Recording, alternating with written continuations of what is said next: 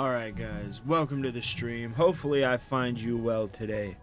Zed, I saw you in the chat, bro. I hope you're having a good one. If you're not, sit back, relax, bro. Get yourself a good drink. We're gonna laugh at a pig roach today. It's his anniversary. We all know the May 1st burst and what it did for DSP and his career. His legacy is forever cemented in history as the guy who jerked his gurk on stream, bro. But anyway, last night was an impromptu fight night. I did stream it. I didn't get good clips, so I really didn't, make a clips highlight video of it. I wish I did, man. I wish I did. But I'm going to rectify that by doing one today with the clips from one of my buddies. Duty streams. Bro, big ups to Duty. Right? Happy anniversary. It couldn't happen to a better piece of shit. Phil, you are a horrible person. And you should feel horrible for doing what you've done. Alright. Let's get into it. I need that money. I really, really do. I need that money. I really need that money. This volume here. Really need that money. I need that money. All right. I really, really do. I need that money. I really need that money. Really Duty, need that bro. Money. Really, that money. That money. You really gotta shorten that intro, man. Before we begin, and I'll say this one more time before we start, tonight, guys, if you like the Street Fighter stuff, or if you just support this channel in general, it would be very nice if you could support the stream in some way. It's not even 30 seconds in, or it's not even 30 seconds into it. It's about 7 seconds into the actual video. And he's already begging, bro. Already begging. Tonight, I received over $200 in chargebacks last night, which sets me back significantly for this week. So if we have a good night tonight and a good day of streams tomorrow, it would be great. It would help me out a lot to get back on my feet in that regard. Earlier today, the stream Oh man, is he really Leathercraft regarded? Treasure actually did go pretty well.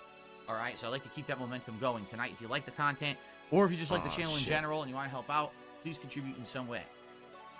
Okay. First match is a Cammy player, right?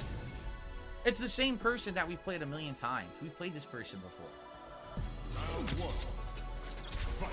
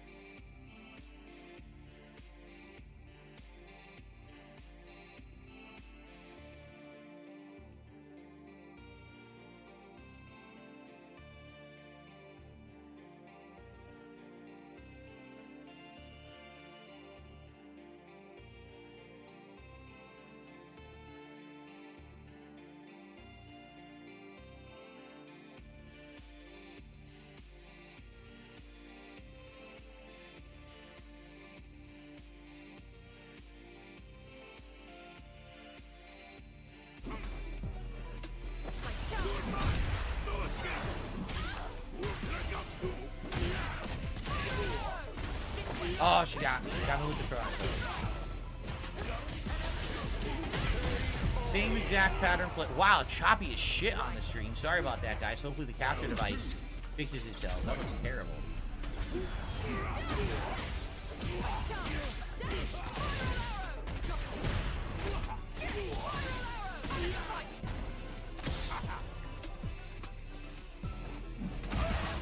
Hit me somehow. Okay, I wasn't attacking.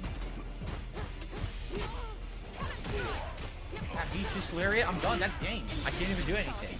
Complete waste of a match. Let's see if I can clear up this choppiness. A complete waste of a match.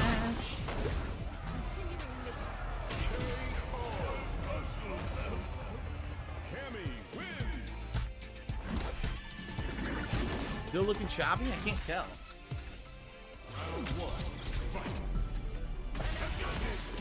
Our drive rush beats mine clean. Can't do anything.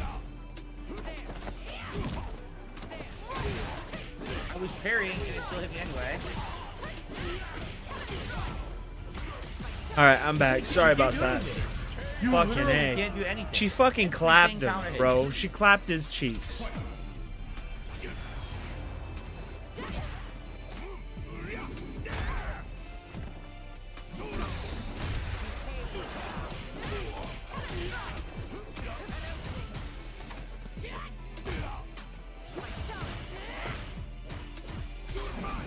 Neutral jump. I completely saved. I tried to parry that. It hit me anyway. Oh, damn. It just beats me clean, and then the dive kick beats me clean. He just beats me clean, and then he just dive kicks and beats me clean. 100%. Like, he can't even do anything. Her pattern destroys him. Every input she has beats him, and it's just a throw mix-up. So you have to guess either she's going to throw or parry, and you just guess wrong, and then the game's over. And as soon as you're in the corner, you can't get out.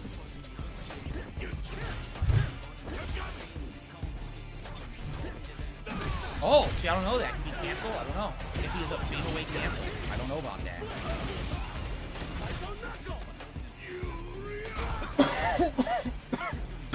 Of course, it goes the wrong way. My anti-air pierce goes completely the wrong way, doing a giant punish combo. Dude, Ed is so cool. Look at that. I couldn't even stop it.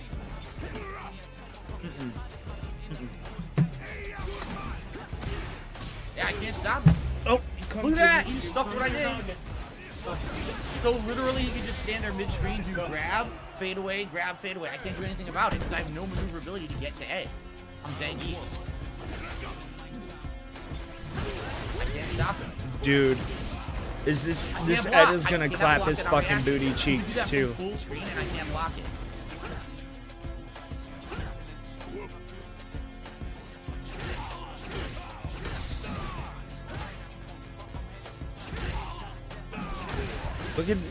Look at how he's keeping him at range, bro. That's good. It's done. All he has to do is stand there and do that the whole round. He's a keep away against Zangief. Zangief can't do shit. Oh no, I haven't. I had forgotten about that. I remembered talking about a fight between people that I was supposed to watch, but I couldn't remember what it was. Thank you.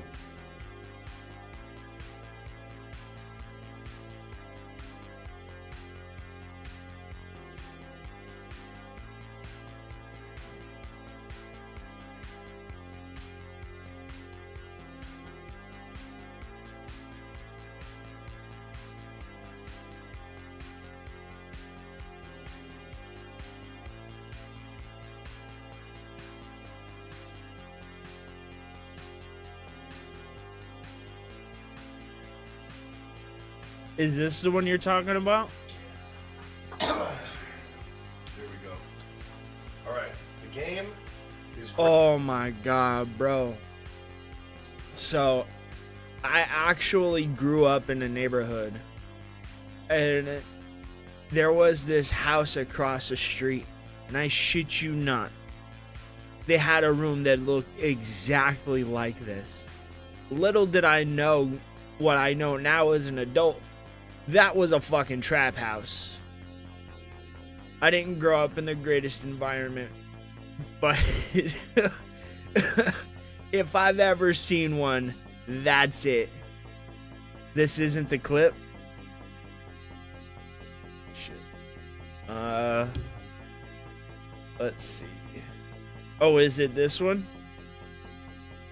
All right, but yes, this is Frank versus Oliver, and I'm very curious to see this one because I feel like Oliver is a type of...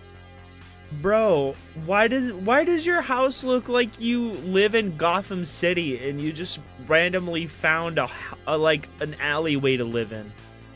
This is it? Okay, let's watch it. Dude, that Frank would probably... would probably have a very good time hassling. So, I'm curious to see how this one's gonna go. I'm really curious. We're gonna go ahead. We're gonna see. Oh my god, bro. Alright. I gave Oliver some advice. I hope he kind of takes it. So there's a jab from Frank. Jab to the body.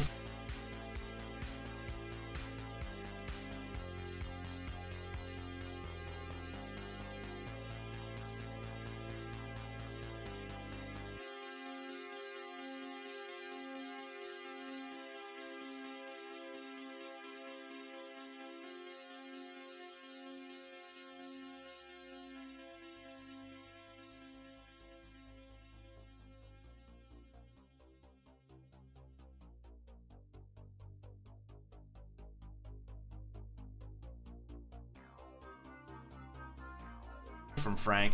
Jab to the stomach from Oliver. They don't look like they're going hard right now. Maybe they end up picking it up.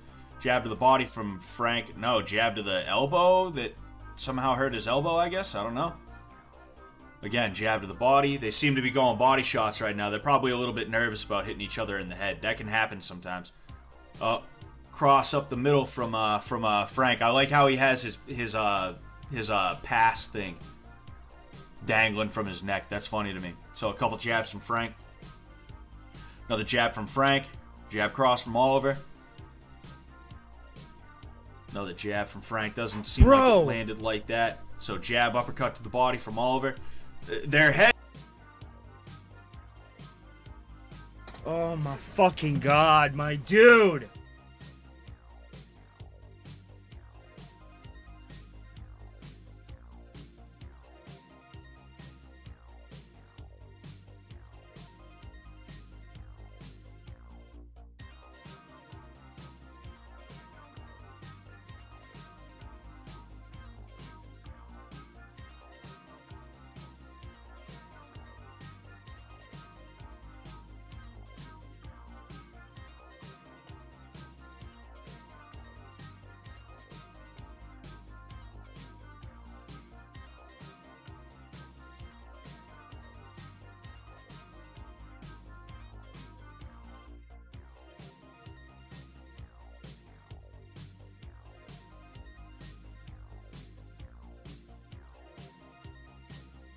Oh, my dogs keep going crazy because the neighbor is sick and the EMTs are out there trying to help him.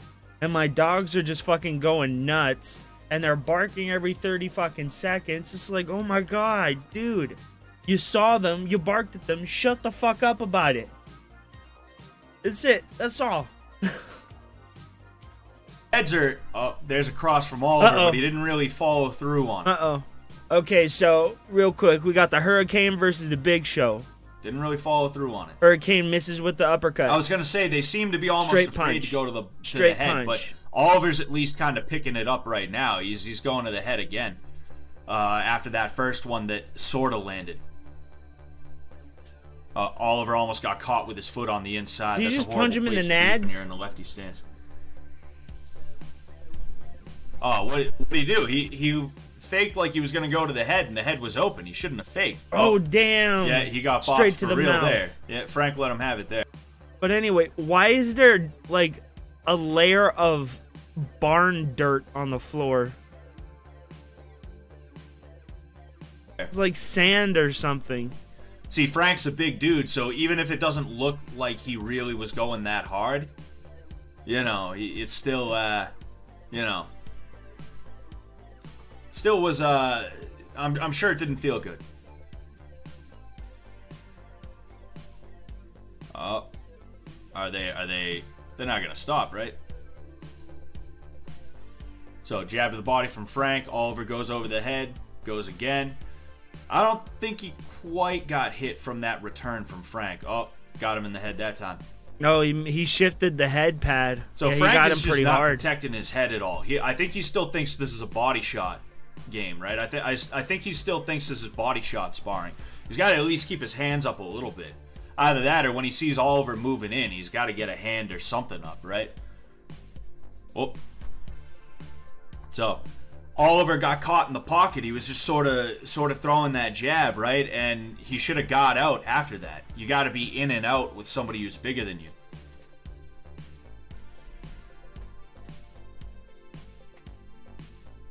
Kind of snaked around. Didn't quite hit him in the kidney, but almost did. Dude, Frank's throwing jabs to the body and he's leaning in. He's really like, and you see Oliver comes to the head. Frank kind of returns and Oliver gets smart this time. He throws his hands up. Oh, but that one snuck through. Alright, and seems like this is the end. Now, to my understanding, they did a round 2, but it looked like it was really, really lagging very bad. So I don't even think it's really 100% worth it to look at it. Yeah, their PvP connection was obviously pretty terrible. There had to be at least 1 to 2 milliseconds of lag on that match, bro. It was at least 600 to 700 ping. If there's another version or something like that that comes out soon, you know, if they release the advanced cam, then maybe I'll take a look at it then. No, I don't think it's really worth it to look at the camera angle that is going to be like really choppy and stuff like that. Roboman242444 says Oliver doesn't really look like he's trying too hard with his punches. Yeah, he kind of is in the same boat as Shinji. He's not really trying to. Here's the thing, right? When you're throwing a punch, right? I can throw like as fast as I want. I can make it look hard, but it doesn't mean I'm actually driving the knuckles into the person, right? One of the things that they say in boxing is when you punch someone, you don't punch to the front of their head. You punch to the back of their head. Meaning, if I was to like, you know, here's my head, here's somebody else's fist, right? Somebody's fist comes in, they hit me, they pull back immediately. They're punching to the front of my head. As soon as they hit, they pulled back. You don't want to do that though. You want to punch to the back of the head. Meaning, hit, drive the force in. That's where you see someone's head snap back. Is because someone punched and they didn't just stop when they made contact. They, bang, drove it in. That's kind of what Shinji and Oliver both need. And that's something that it's really easy to learn how to do. You don't even need years of boxing to be able to do that. But on the flip side, if you are, if you're not doing that naturally, and nobody's telling you to do that, there's a big chance you're probably not going to do it on your own. Maybe if you get like angry or something like that, you'll do that. But typically, you're not just going to start. If I had to give this to somebody, I would honestly give it to Oliver though, I will say, because he was landing punches to the head and body more than Frank was. When Frank did land to the head, you could see Oliver really did not like it one bit, but that was when Frank was landing to the head, which there was only like 2 or 3 separate times where anything kind of snuck through. If Oliver quit, then obviously it would go to Frank, but just judging by who I think won the fight bit, but that was when Frank was landing to the head, which there was only like 2 or 3 separate times where anything kind of snuck through. If Oliver quit, then obviously it would go to Frank, but just judging by who I think won the fight based off of who did better landing punches and imposing their will, I think Oliver imposed his will a little bit better than Frank did. From what I've seen, what I saw here, damn, I would these have to give it dogs, to Oliver. bro. That's oh my god. That's the way that it is, alright? Airsoft Fatty versus Frank. And in this one, I know they didn't really go that hard, okay? I'm not looking at this thinking like, you know, oh, it's going to be a clash of the Titans. Now it's time for the main event. Airsoft Fatty in the black pants and Frank Hassel in the overalls. Who will win? Big Show or Godzilla? Well, more like a deformed King Kong. But we'll go ahead, and I actually did watch this one. I know what happens eventually in the fight, and when that does happen, I'm gonna have to Bro, is there a pimp here in the corner? What is this guy? Is this Foghorn Leghorn if he was a real person? Gonna have to hit pause real quick, but yeah, it's not that long. I just want to see if there's anything we can see that is interesting to look at. So, with that said, so Fatty starts off with a cross, and I'm actually that's Sam Hyde. It's funny seeing Chris in a boxing stance. He actually almost looks sort of natural in it, in a way. It's kind of crazy. That was a pretty decent jab. That was like a good jab, right? I mean, look at his body, bro. It's built for aerodynamics. His chest completely pointed towards the back of his neck. You see how his torso is just like a basic triangle, right? Just a basic triangle. Built for aerodynamics. And then his legs, look at those powerful tree trunks. They go up and into a Danny DeVito style belly cup. Dude. Right? So he got bopped in the head. The headgear kind of coming off, seems like. Punch him to the face. Frank taking advantage. That's not a bad thing. Unless the referee stops, you don't stop. So it's all scoring blows for Frank. Jab to the body. Bro, I don't think the shit slipped off. I don't think it fits his head. It's funny, the mechanics of Chris's jab, I actually really like. He has a nice looking jab. You see, like that. Oh, his pants are coming down. The pants are coming down. Let's see. Can we see what's going on the pants? There appears to be a wet spot on the back of the pants, ladies and gentlemen. A wet spot on the back of the pants. Right there. Like, I'm actually going to rewind a little bit, right? I'm going to rewind. One of them actually looked like it landed, right? Bro, did he dookie? He steps into it. He extends in a straight line. That was nice. That like that was actually kind of nice. He just needed to kind of step into range a little bit more. I'm actually, like, no lie, impressed by that. I'm not just looking for things, like, nice things to say about Chris either. Like, it's funny, and I remember watching it earlier thinking to myself, like, are my eyes deceiving me? Is this really what's happening in front of my face right now? Chris actually kind of looks like a boxer a little bit. Now, I'm not saying he's Ali. I'm just saying he kind of looks like a bit of a boxer. Like he keeps a stance, right? He flicks his jab out in a straight line. He's not, like, pulling back. He's not he's not doing what Shinji does and, like, you know, just extending. He's actually kind of stepping in and turning a little bit. It's, like, really nice to see. I'm not gonna lie to you, right? So he gets bopped by Frank. Bopped by Frank again. Another one. Another one. See, really, I think what it is the headgear is just not suiting him. The headgear is just not suiting him. So he kind of flicks a jab out there, flicks another jab out there. He actually connects while Frank is moving in. Jab to the body. Oh, and, the headgear was off. He took a full blown punch. I'm pretty sure to the that's noggin. it. Is that it? Hold on, let me double check. Let me double check. Yep, that's it. I mean, look, if I had to give it to somebody, I'd definitely give it to Frank. Bro, the longer you stare at a ginger, the more of your soul they consume.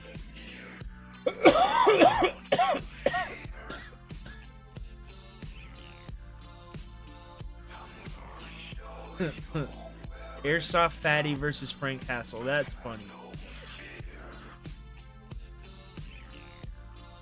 Alright, let's get over to... Well, that didn't last long. What the fuck is that thing? What happened? She call him up and tell him she's been getting broken up with? What the fuck?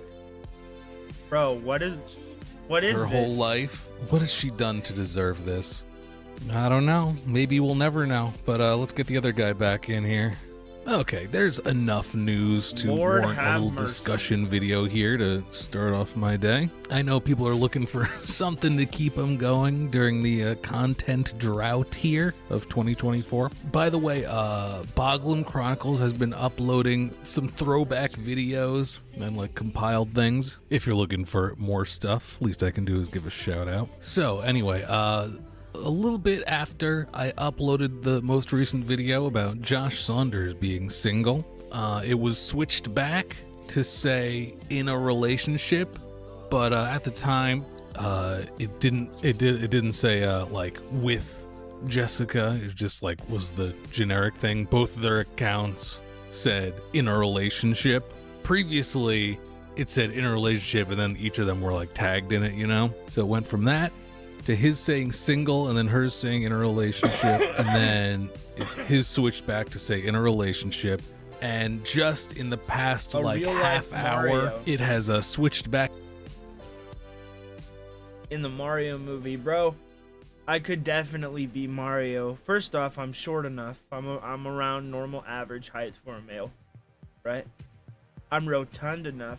I'm robust enough. And I'm pretty sure if I have enough time, bro, I could definitely get the accent down. I just need a little bit of a coach. Bro, I didn't even know that there was new Christian lore dropping. But yeah, we could get into that LTG Mario thing. Do you want to link that again? Because I don't know what it is. I forgot.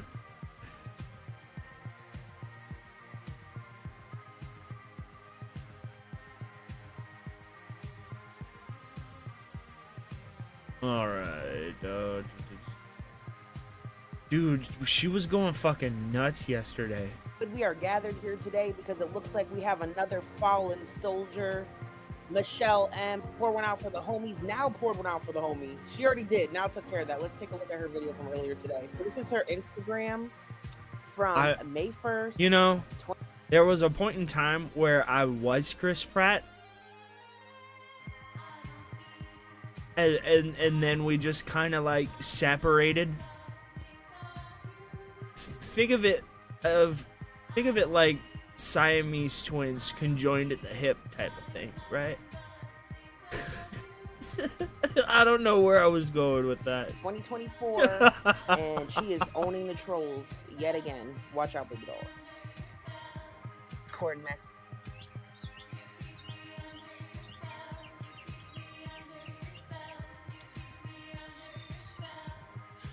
Hey, Michelle M., you stupid bitch.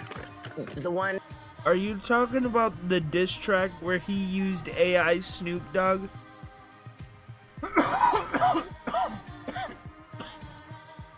No, wait. Drake made a diss track and he used AI Snoop Dogg and AI Tupac, and it was completely horrible. Yes, Ames lore.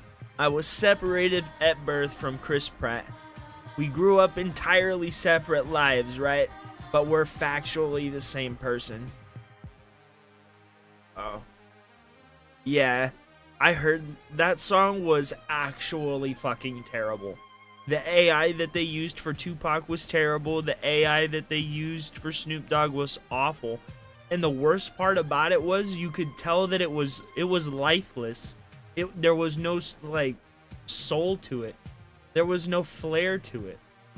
It was lyrics you'd hear come out of Drake's mouth, coming out of Tupac's imagined AI generated voice. It was fucking terrible and I hated it. I hated it. But I think it's funny that Snoop Dogg is just so done with it that he's just renting out his voice. Likes to waste her money on stupid stuff. Yes. Someone sent me your Discord messages of you. I know she ain't talking about spending money on stupid stuff, but I digress. I like to send her stupid orders. I hope your phone number is real, and I hope your husband answers later when I tell him what your old ass is up to. Grow up. Hold on. So first of all, Michelle, I hope you used a burner number. Number two, why would anybody No way, he had to take the track down? Is it because Tupac's estate didn't let him use the voice? Because that's what I was thinking. I was like, there's no way Tupac's estate signed off on these shitty ass lyrics. No way. I don't believe it. The lyrics were so bad. It was bad. It's like Tupac would never say this kind of shit.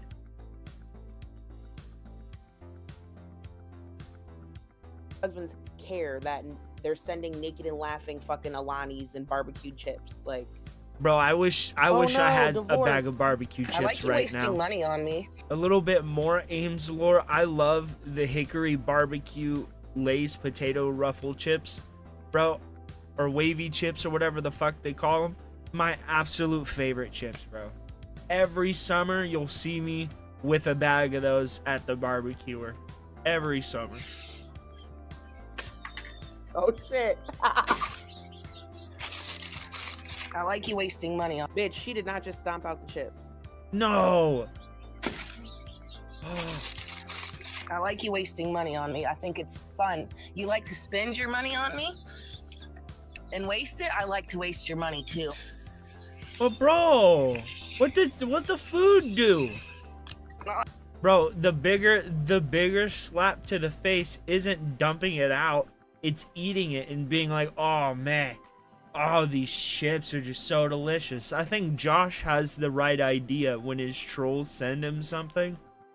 But not like when he puts cat food on it, right? Or when he like eats cockroach burritos. Nobody wants that. I like to waste your money too, so keep on spinning it. Yo, imagine you just are like mowing your lawn or walking Milo, and you see this bitch outside doing this. This is just normal activities. I'll make sure to save this video too. Bro, Drake has never written an original anything in his life. Michelle. I remember when Drake finally started getting into rap. Right, and he started teaming up with Young Money and Lil Wayne, right? All he did was imitate Lil Wayne's style. He tried to rap like him. He released his music the same way Lil Wayne did. He tried to emulate his personality, who he was. It never worked for him. Every time I've seen Drake, he's always been a fraud. Every single time. He's always been somebody else, or always tried to be somebody else. He's never been an original person in his life. And I mean, the dude's been successful at it, but you can never, ever claim him to be the top of anything. You can't put him in a top 10 list, nothing. Because one, his career is manufactured off the back of other rappers, right? And two, he uses ghostwriters. And three, everything about him is fake. Every single thing about him is fake. There's no genuine anything about it. So why would you put him in the same categories as people who grew up in it? He's always been rich. He's always been privileged. I mean, he grew up making money on television when he was a soap opera TV show star in the fucking show Degrassi, where he was a overprivileged, spoiled, disabled kid in a wheelchair. Bro, I've been watching Drake since the beginning of his career, and he has never been worth a shit.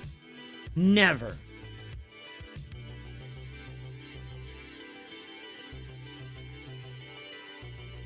I've never ever seen him do anything original in any career he's ever done.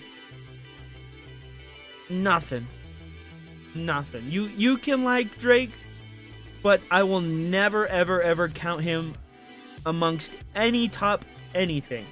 He's at the bottom of the rung until he starts writing his own music. Once he sells a record and it's originally like 110% just him, then fine. He can be entered into a discussion. But in my mind, he's just a DJ Khaled that knows how to manipulate a song. That's it. He's a DJ Khaled type character. He's just there to put his name on the record and do whatever the fuck he proclaims himself to do. But nothing he does is original. Nothing he does is his own. I hate Drake, bro. I fucking hate him.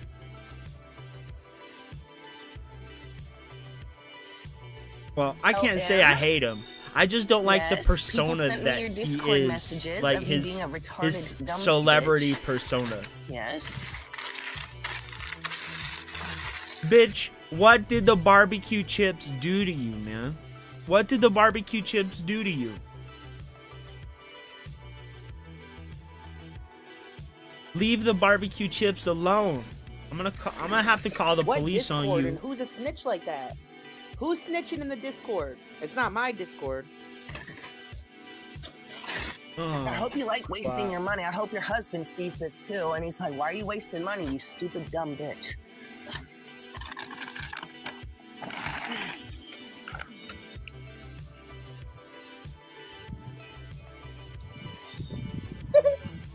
The way she zoomed in on the bag.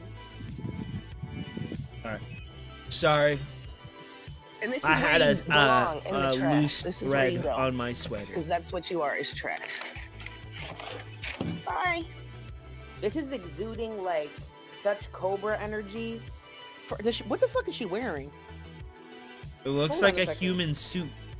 Like she's outside in her birthday suit. What does she have on? Anything? It full on looks like she's in the buck naked, bro.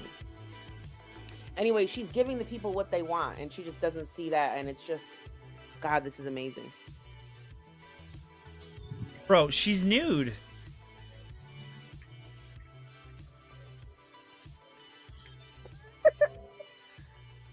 This is so dramatic. Hey, get off there. Yeah, maybe I should post the pictures on my Instagram for the proof.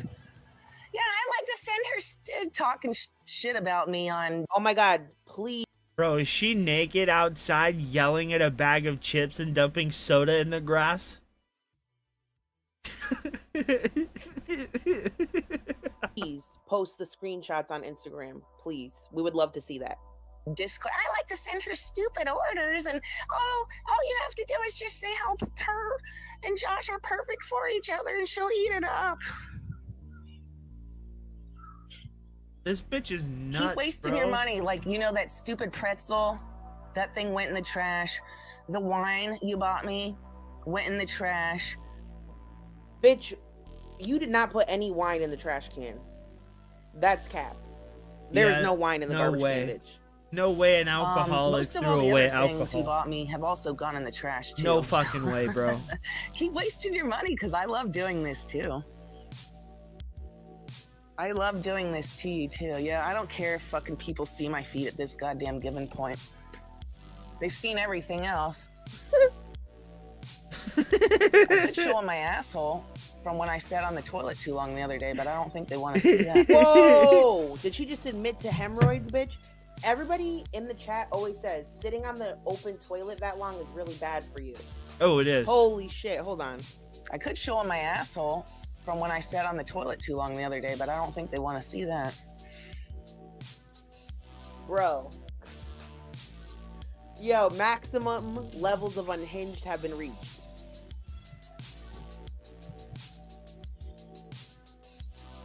So I'm going to save this video, so hopefully, you know, one of your little spy bot dumb friends can show it to you.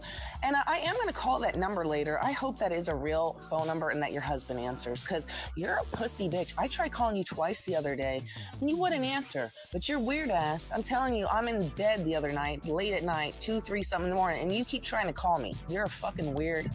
Wait, so you called her twice, and then later on that night, who knows if it's even night, because you'll be saying you're going to bed at 4 in the afternoon, and she returns your calls, and now she's weird? Bitch. You are a weird fucking bitch. Keep wasting your money, I'm sure. Bitch, you're butt ass naked outside. From what we've seen, you're butt naked outside, crumpling up perfectly delicious barbecue hickory chips, right? That you threw in the trash, and you're out here dumping soda in the grass, bro. You have no room to call anybody anything. So anything. Hell yeah. Don't flip me I love off. it when she flips, when she does the middle finger and rotates her hand so you can see it from both sides. Weird fucking bitch. It's so stupid. Keep wasting your money. I'm sure your husband's gonna be so proud of that. Oh yeah, because they're really gonna notice like $5. No. Hell yeah. Take a look at that.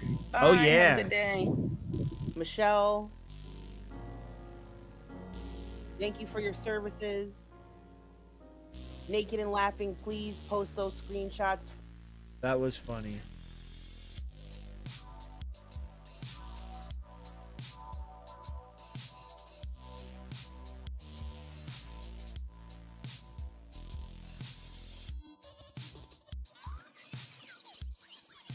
No fucking way. This is Boglum Chronicles, bro. What's that? I don't know. My day's here. I don't know. My day is here, I guess. We'll Not watch really sure how I LTG feel, but after that this. doesn't matter. I'm here. Taking my rings off because I'm going to be cooking. Alright, we need oven. Of course there's something there. Biscuits.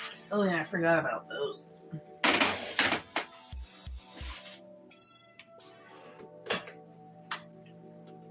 You still, no matter what, you still gotta do it from the fucking bottom because you're dicks. Again. It's okay to be poor, bro. I've been poor. Fuck, shit. I'm still fucking poor. Let me be upfront. You know? But if you're gonna make food, right? You have perfectly good biscuits there. Make the taco meat, right? And find something to do with the biscuits. Put them in the refrigerator, save them for the morning, and fry them up with some eggs. Don't keep them in the stove. It's gonna go bad. You're leaving them out in the open. But at least you don't have roaches. At least you don't have roaches like your boyfriend, Mr. Cockroach Burrito Man. Oh, don't tell me they got rid of that other one. Okay, so, like, straight up, I saw King Cobra eat a fucking burrito that he left on the counter that was full of roaches. And he ate it the next morning, bro. And he said it was delicious. These lolcows, man. These fucking lolcows. Good. To be fair, can openers are a pain in the ass to use. No, they're not. Don't tell me you got They're rid of it when really this one not. sucks. You know what the most straightforward thing is? A can opener. How do you fuck up using a can opener? It's like fucking up how to sit down. It should be pretty instinctual. Look at how the mechanism works. Well, That'll work too. Unga bunga always works.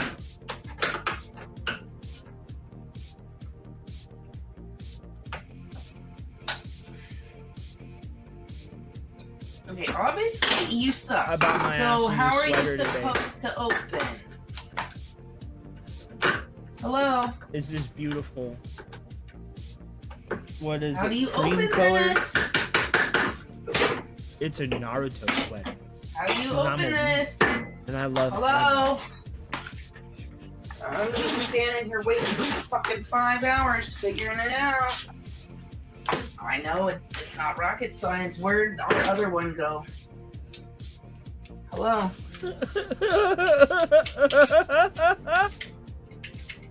Hello? Alright, well then someone else figure this out. Hello!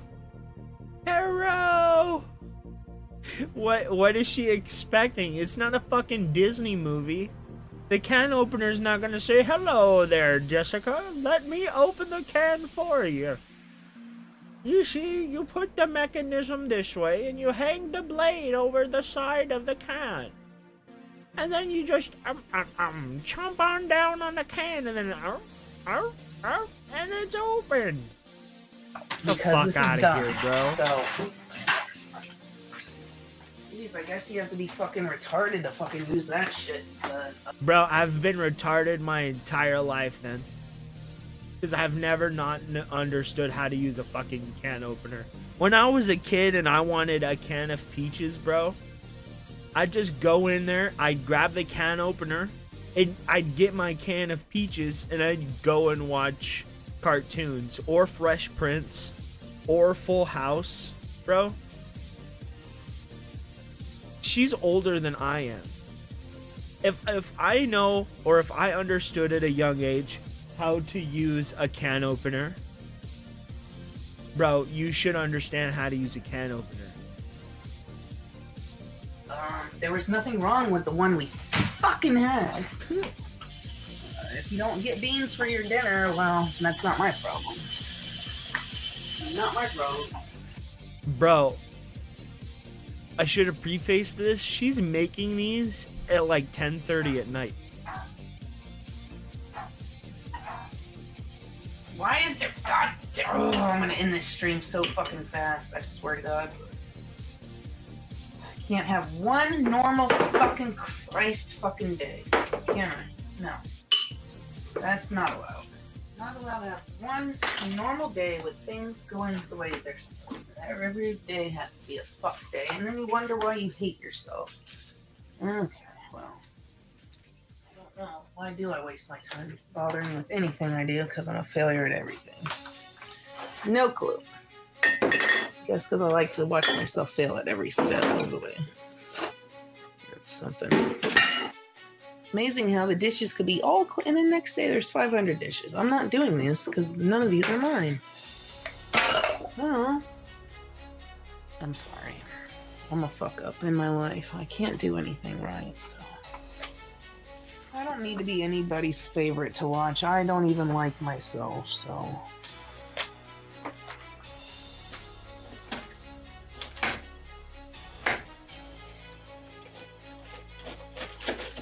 Bro, she was making this at like 10 o'clock at visit night. Josh when I feel like visiting him, and the next visit will be purely the only time people will know I visit Josh is if fucking people in Casper, Wyoming capture us on fucking.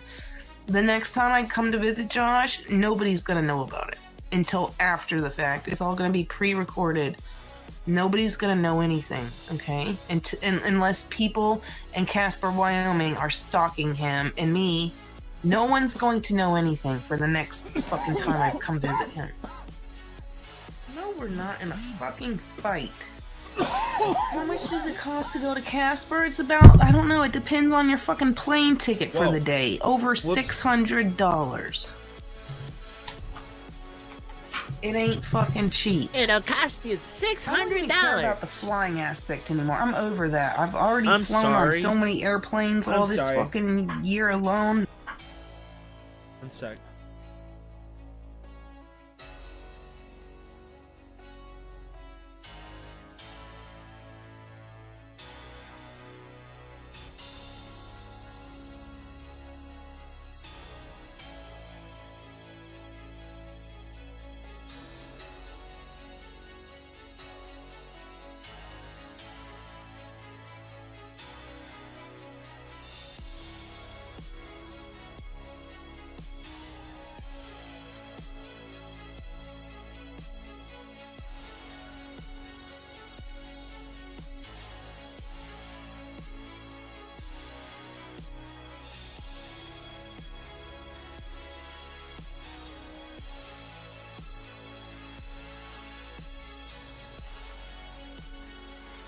The most in my life, to be honest. The most in my life. I would fly to see Josh every time if it was.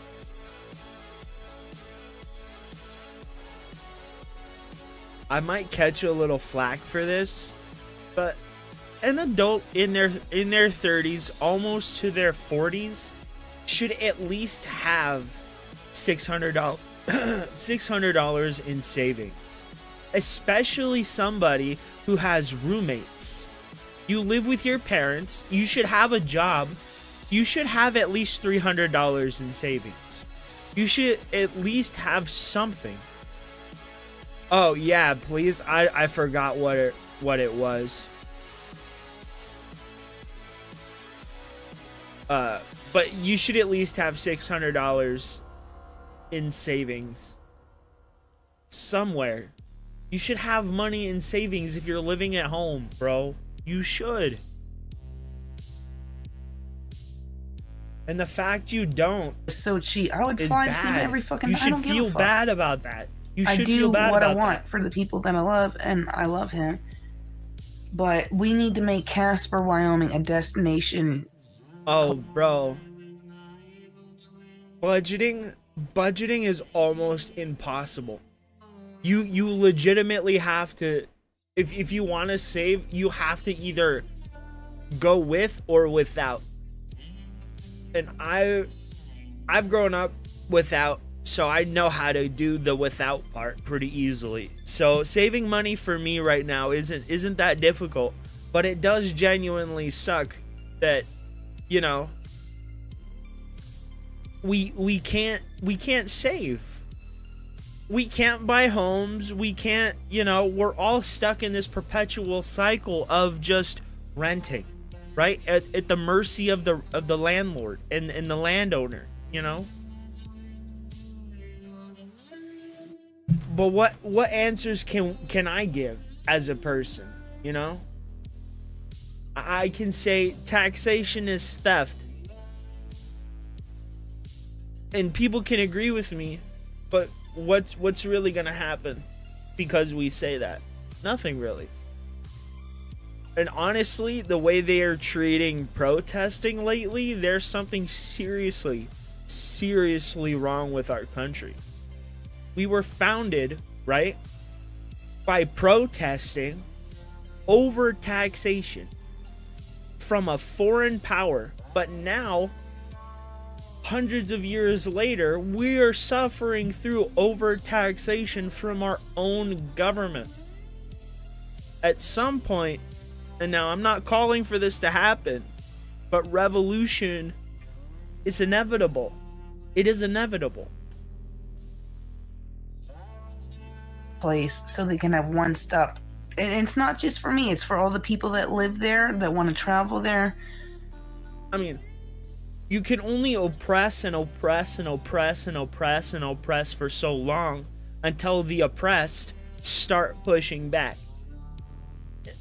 And I mean, inflation I think is that thing that's it's gonna be the straw that breaks the camel's back.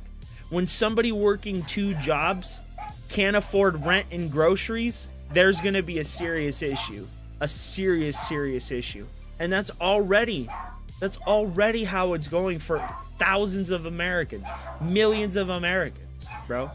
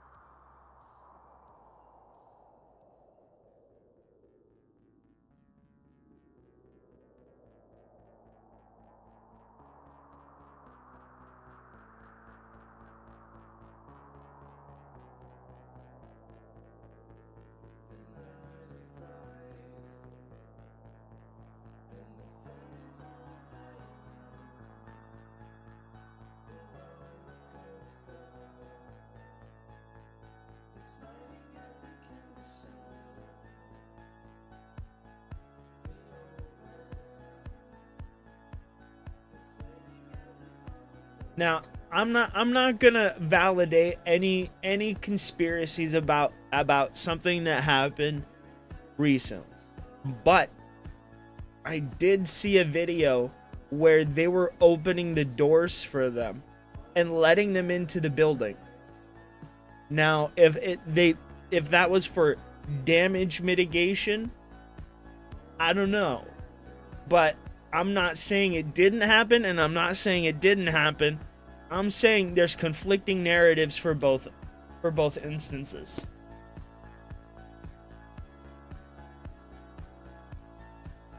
Oh, yep.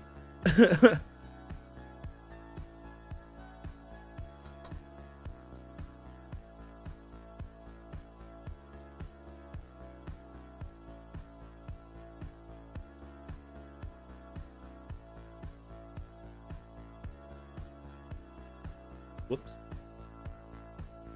Well, I can't validate it, so anything that I can't personally validate, I always just say is a conspiracy. It doesn't necessarily mean it's a conspiracy.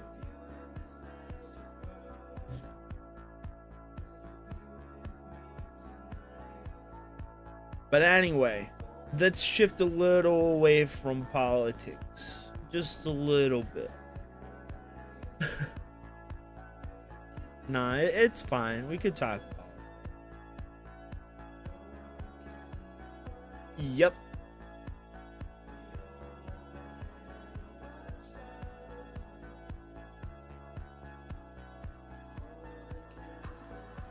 Whenever. And the one thing that irritates me, okay, we're going to go back to politics for a minute, because I don't necessarily completely know what's going on with Israel and Palestine and Hamas and all of that. And so I try not to comment on it, right? But the high school down the street from my house is holding a fucking rally. And it's like, bro, you live in the most privileged nation in the entire world. The entire world. You have no fear of being murdered for who you are. Like, in the Middle East, you literally will be murdered for being a gay person. You don't have that fear here. Yet they want to insist that everybody is out to fucking get them. No. No. Use your brain. You're privileged. We're all privileged because we live here. I don't know. Some people really piss me the fuck off. I'll just put it that way. Okay. Bro. He looks so into it, it's not even funny. Look at him. Arm behind the head. Blank stare on his face. No smile.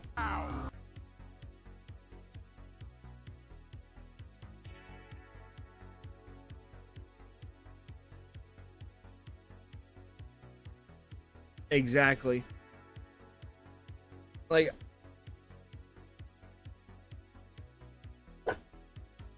Oh, for sure. For sure. And I was watching this documentary about what is it? It was the Qatar World Cup, I think it was, and how they were building these giant mega stadiums, and these people were being worked to death to the point where it was national news that these companies were working people to death, and they came out with a PR documentary about how these people were living. Come to find out, it was a complete fucking lie, right? And they were living in dirt and filth, and they were pissing in holes in the floor. Bro, it was bad.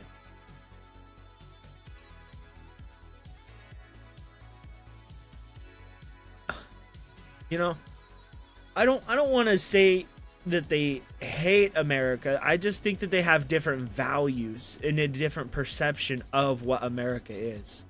Like, I'm pretty sure you and I understand that America is, you know, merit-based. It should be merit-based.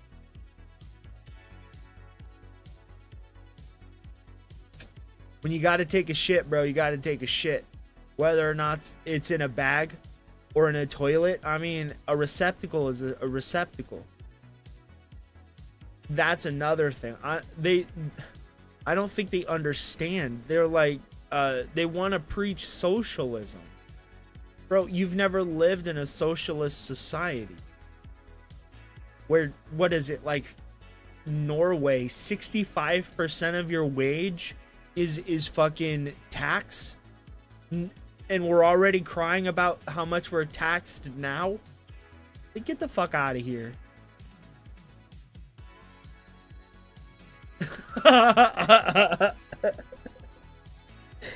Bro. So now that all this stuff has come out with P. Diddy, it makes one wonder if he actually had a hand in the death of both Biggie Smalls and Tupac. It makes you wonder. Honestly, it makes me wonder, at least. It's like, was he stoking the flames? You mean P. Diddler? That is exactly who I mean, bro. Straight up bad boy for life, running and gunning and leaving the state, fleeing and shit. That P. Diddler, bro. Like, straight up buck teeth, big glasses, vote or die P. Diddler.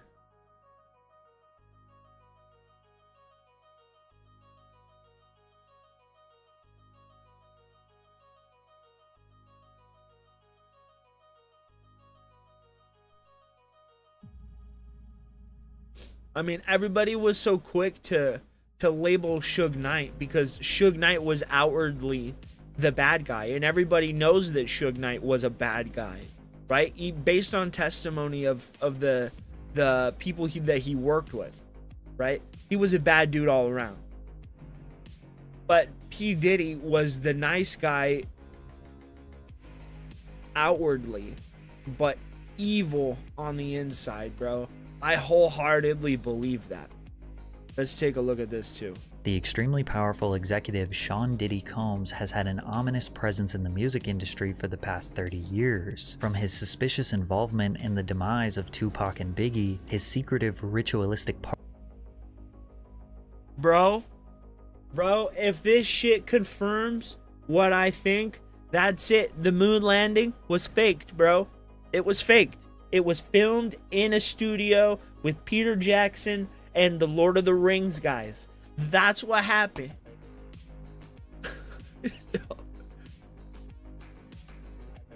No.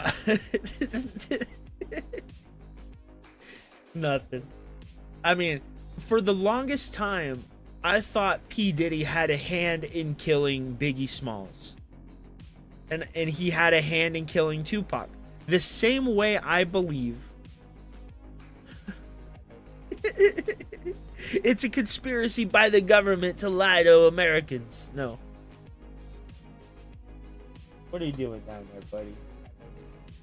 But anyway, I lost my train. Parties in the back rooms, as well as numerous accidental confessions, has made the public pre-decide that he is guilty of all accusations against him. Not only have multiple women filed formal lawsuits alleging him of violent sexual assault and humiliation, but now the federal government raided his home as they investigate his involvement in a global sex trafficking operation. Technically, at the moment, he is not being charged of any crime, but any day now, Diddy could feel the wrath of the American justice system. Today, we are going to unearth the secrets he never wanted the world to know with the goal of determining one thing. Oh, bro, no, the moon landing was fake, bro. It was fake. It was filmed on a soundstage in Hollywood. It was a hoax perpetrated by the government. And then, what was it? Fucking 61 years later, like 51 years later, the American government pulled off the biggest scam in the entire world and pushed us to war with the Middle East by perpetrating 9/11. No, I can't even, bro.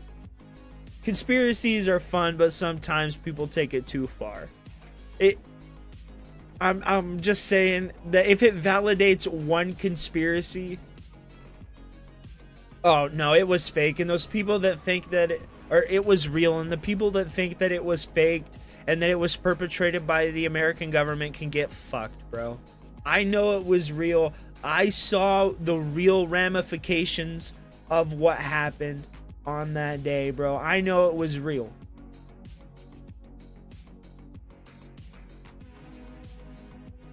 Yup. Did he do it or not? It's first very important to understand Diddy's potential involvement in the murders of Tupac and Biggie, because if you believe those allegations to be true, everything that happens afterwards makes total sense. In the mid-90s, Diddy, also known as Sean Puffy Combs... Okay, so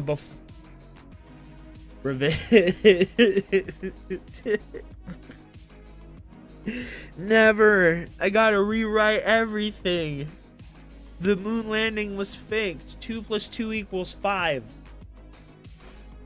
No. But my theory for why P. Diddy, or the Diddler, why he killed Biggie Smalls probably, you know, wanted to pull back doing the music thing, right? And he was having a lot of kids. So maybe, just maybe, he wanted to stop fighting with Tupac, and he wanted to do music, just music, and not stroke those flames and that beef, and just have fun with it, so he could raise his kids and be a musician and not have to fear, right, that something's gonna pop off in his home where his kids are sleeping. Maybe, just maybe, he wanted to pull back a little bit from it. Oh yeah, for sure. Was in the middle of the infamous East Coast vs West Coast hip-hop rivalry. It all began with East Coast rapper and Bad Boy Records signing. I know a lot of it's performative, but it's not performative for everyone, if you get what I mean. There are some people that take it, like, seriously. We all saw what John Lennon's terrible music did to John Lennon. The Notorious B.I.G. versus his enemy, West Coast rapper and Death Row Records signee Tupac Shakur, and it ended with both of them being assassinated via drive-by shootings. Biggie's murder remains unsolved to this day, but in 2023 we learned that Keefe D was the shot caller for the group of individuals that killed Tupac. Although we do not know the specific details as to why these two rap legends were killed, through all the theories, key information, and first-hand recollections from friends and witnesses of both murders indicate that Sean Combs had involvement in both murders. Biggie and Tupac were friendly and actually respected each other at first. Tupac had begun rapping in 1991 and within 2 years already had earned a platinum album. Biggie was a crack dealer who recorded freestyles for fun, until someone sent his tapes to Puffy, who signed him to Bad Boy Records for $25,000. Oh my god. Bro, my favorite rap song of all time is Who Shot Ya? I fucking love that song. I love that song.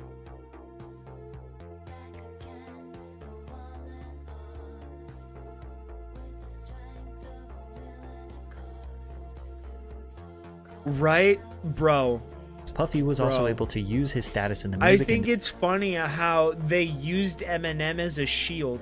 I was watching this interview with The Game, and he's like, everybody wanted to go at 50 Cent, but they didn't because of Eminem. Now, obviously, I'm paraphrasing, but I mean, people didn't want to go at them because of Eminem, and every time they did, it always resulted in a feud with Eminem. So everybody just stopped. Toy soldiers? No. Industry to connect Big and Pac. Pac became a mentor to Biggie. He once even asked him to be his manager. I was there, nigga. I trained the nigga. Used to be under me like my lieutenant. The nigga, I used to come to New York. I used to do shows and let the nigga come on before I did keep your head up and get around. Because nobody knew the nigga in New York. And it's pretty deceptive, but I like hip hop a lot. I don't look like it. I look like a guy that would probably like heavy metal or like country music, but I don't. I like heavy metal and hip hop. That's what I listen to. And I listen to a lot of old school rap. I used to tell a nigga, yo, if you want to make your money, you I gotta know rap looks for are the deceptive. Do not rap for the niggas. I told the nigga, don't rap for the niggas. Rap for the bitches. The bitches will buy your records and the niggas want what the bitches want. So all of a sudden he changed from being listen to party and bullshit, listen to his style. He changed from that to Big Pop. Pac believes that Biggie used him as a blueprint, changed his whole style, persona, and music to be more aligned with Tupac. Many people speculated that Diddy Most also of had a hip-hop slight is white. obsession with Tupac. Yes. Yes. I would absolutely agree with you. I would absolutely agree with you. No, and I mean, it's like deceptive because I look like the nerdy, dorky guy. Honestly. I don't look like the dude that's sitting there listening to Pantera and like DJ Rock, like Rakim and stuff. And Run DMC and stuff like that. I don't look like that, but I do. Tupac. He started dripping himself in Versace after Tupac did it first. But I agree with you. I agree with you. I see it everywhere. Everywhere. And I've also... Hold up. Wait a minute. Let me put some pimping in it. What's up? Slight obsession with Tupac. He started... Dude, why does he always look like he just sniffed some shit? Look at this. He always looks like Diddy. He always looks like I just smelled some shit and it's coming back from that way. How far back? We're going back to what time? 2 minutes 45 seconds? Murder mystery night ass outfit. Biggie used him as a blueprint, changed his whole style, persona, and music to be more aligned with Tupac. Many people speculated that Diddy also had a slight obsession. He looks like the little brother that your mom forced you to play with.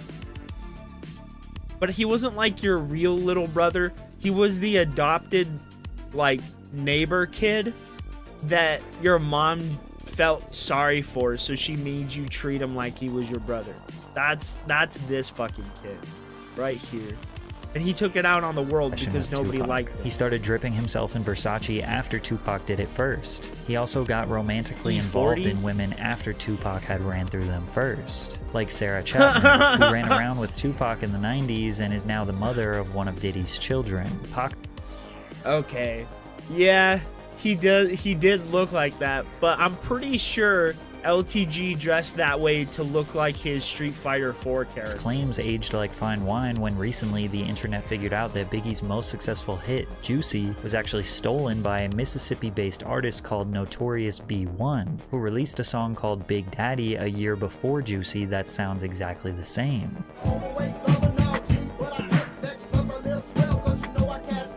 Is it a coincidence that Notorious B1 and Notorious B.I.G. are very similar, and this song is called Big Daddy, and Biggie started going by Big Papa? But many people believe this was the mastermind of Diddy, as he was a music industry expert who knew how to scout talent and assess a hit song before anyone else heard it. They believe Puffy instructed his artist to steal from Notorious B1, and Biggie trusted his boss and mentor. Pac and Big's rivalry began as a music-based competition. Who had more music sales? Who had the better fashion, media representation, and cultural influence. But due to gangster rap creeping into the mainstream and the two being surrounded by legitimate gangsters, tensions escalated to life-threatening conflict. In November 1994, Tupac was on his way to record some music at Quad Studios in New York City. Coincidentally, Biggie was there recording with Junior Mafia, which was a group of 4 friends that Big knew since their childhood. Puffy was there too, since Big was his artist, and anything that Big writes or records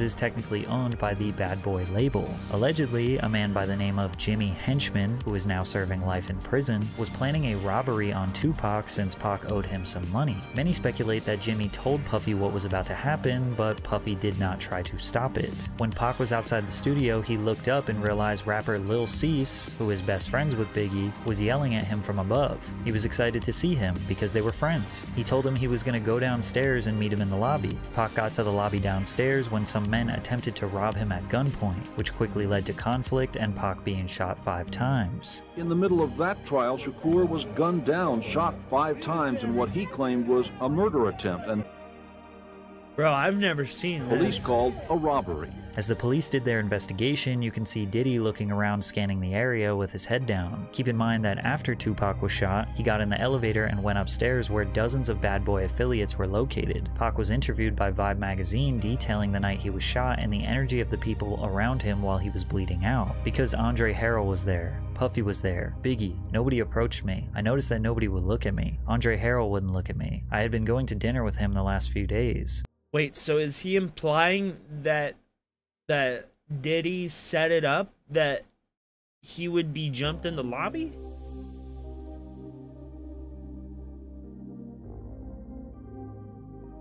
Puffy was standing back too. I knew Puffy. He knew how much stuff I had done for Biggie before he came out. Based on Tupac's words here, fans in the media believe that he was hinting that Biggie and Puffy might be behind the attack, which bothered Big and Puff since I don't believe Biggie had any, like, genuine ill intention towards Tupac. I think he understood that it was just the business. But Diddy, understanding that the business is for real in his mind, right?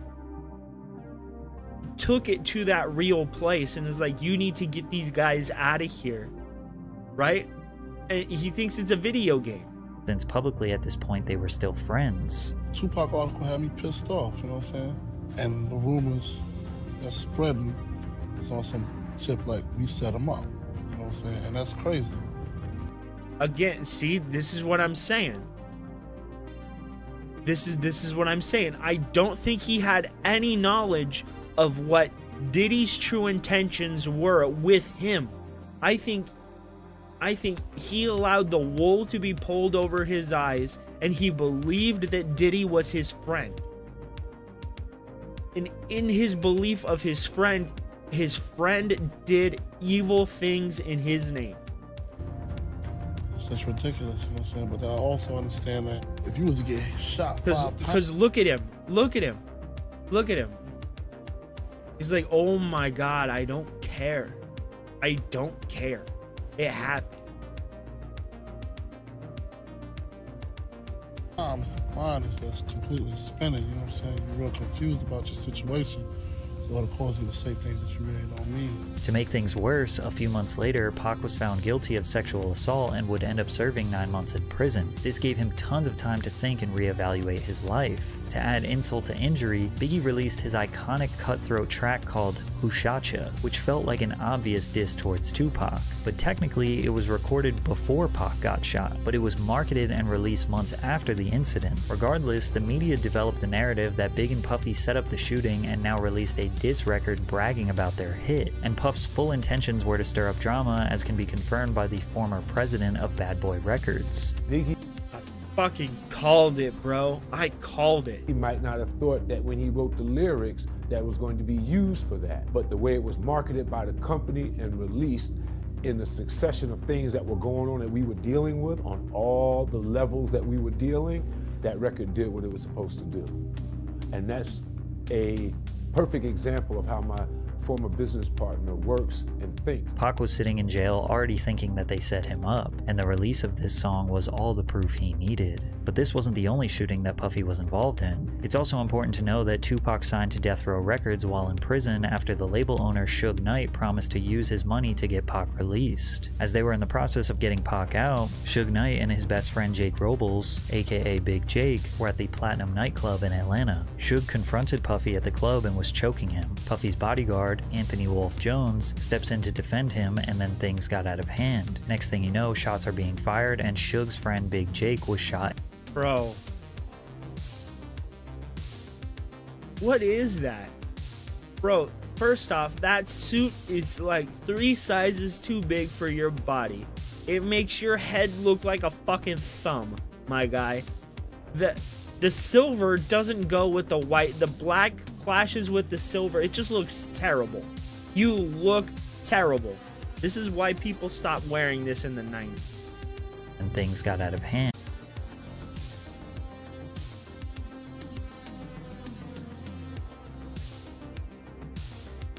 What the fuck is going on? You just don't lack that amount of empathy when somebody gets hurt. if you didn't at least have some kind of knowledge that they were getting hurt, bro.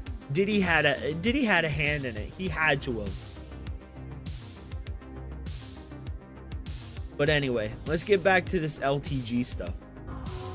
Man, that shit was corny.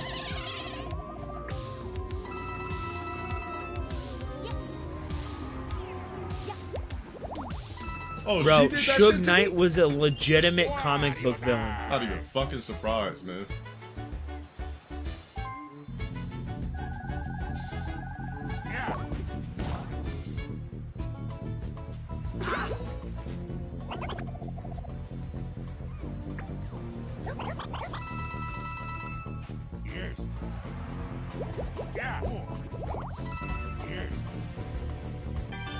Just got that shit back after you tried to rob me.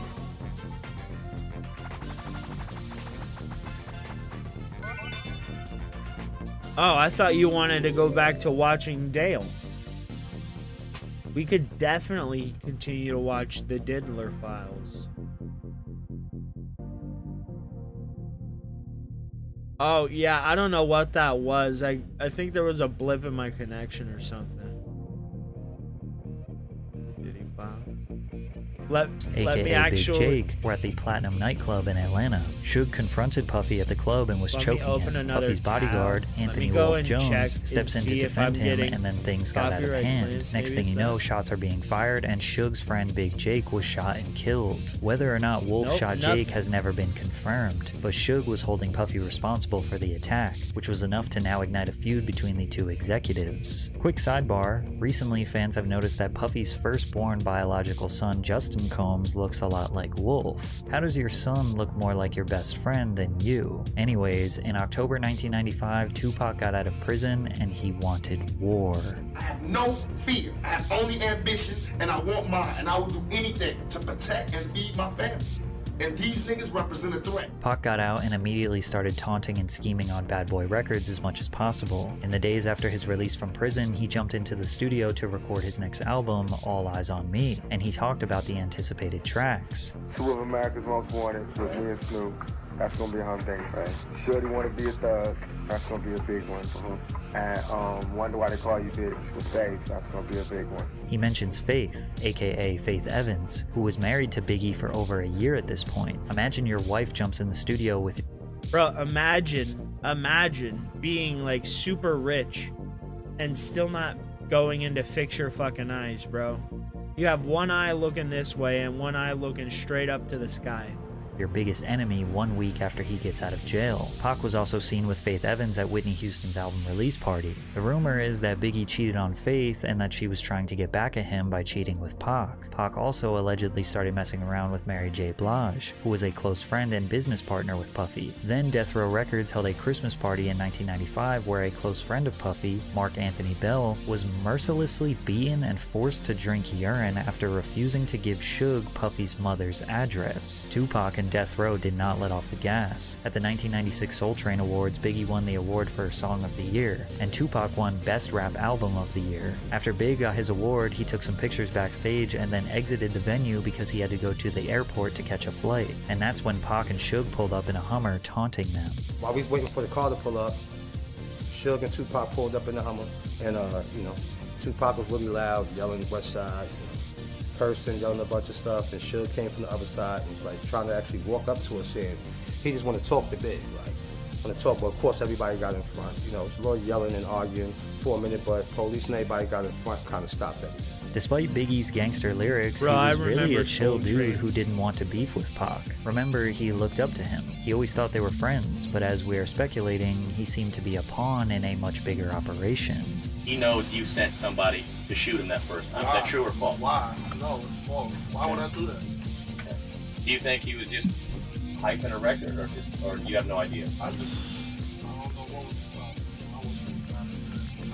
I don't really know what's the Tupac was a man on fire, a man who he believes was wrongfully convicted of a crime he didn't commit, was constantly being slandered by the media, and now feels was being disrespected by his biggest enemies, on top of being surrounded by real gangsters. He released a music video alongside Snoop Dogg called Two of America's Most Wanted, which featured a skit mocking Biggie and Puff. Pop, please don't kill me.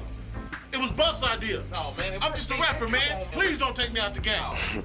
Interesting that Tupac himself instructed the Biggie actor in the 90s to say it was Puff's idea, as if he knew the truth. Then Pac released one of the most abrasive and iconic diss tracks of all time, Hit 'Em Up. He starts off the song claiming he had sex with Biggie's wife and then directly calls Biggie, Puffy, and Junior Mafia all bitches, along with various other threats. The pressure was on Bad Boy. Pac was not going to stop, and Puffy couldn't take the heat. Biggie's bodyguard, Gene Deal, recalls when Puff reached his tipping point. He said, I'm a businessman.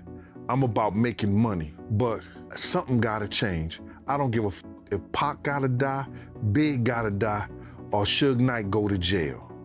Something's gotta change. Gene was taken back. He wondered if Puff realized that he just said he didn't care if his own artist died. At the same time, he still wanted to play gangster games. As we all know, these gangster games only lead to two outcomes: death or jail, and Tupac would meet his fate on September 13th, 1996. Pac and the Death Row Squad were attending the Bruce Seldon vs. Mike Tyson boxing match in Las Vegas. Hyped up from the testosterone and the energy of the fight, Pac wanted some action. A Death Row associate pointed out Orlando Anderson to Pac, who was a Southside Crip gang member, a rival to the Pyru Blood set that was affiliated with Death Row Records. Pac went up to Orlando and punched him in the face. Then Death Row associates put a beating on the man. Later that night, Suge and Tupac were driving down East Flamingo Road to Club 662, when suddenly a white Cadillac pulled up beside them at a red light and opened fire on Tupac. He was hit 4 times, with the fatal shot piercing his lung. Just last year, Las Vegas police arrested a man called Dwayne Keefe D. Davis, who was a shot caller for the group of individuals that committed this crime, and he orchestrated the plan that was carried out. Ironically, Keefe D. has been confessing his involvement publicly on the internet for years. In 2008, he confessed that his nephew, Orlando Anderson, the man that Tupac punched earlier that night, was the one who actually pulled the trigger. Keefe D has now identified his own nephew as the murderer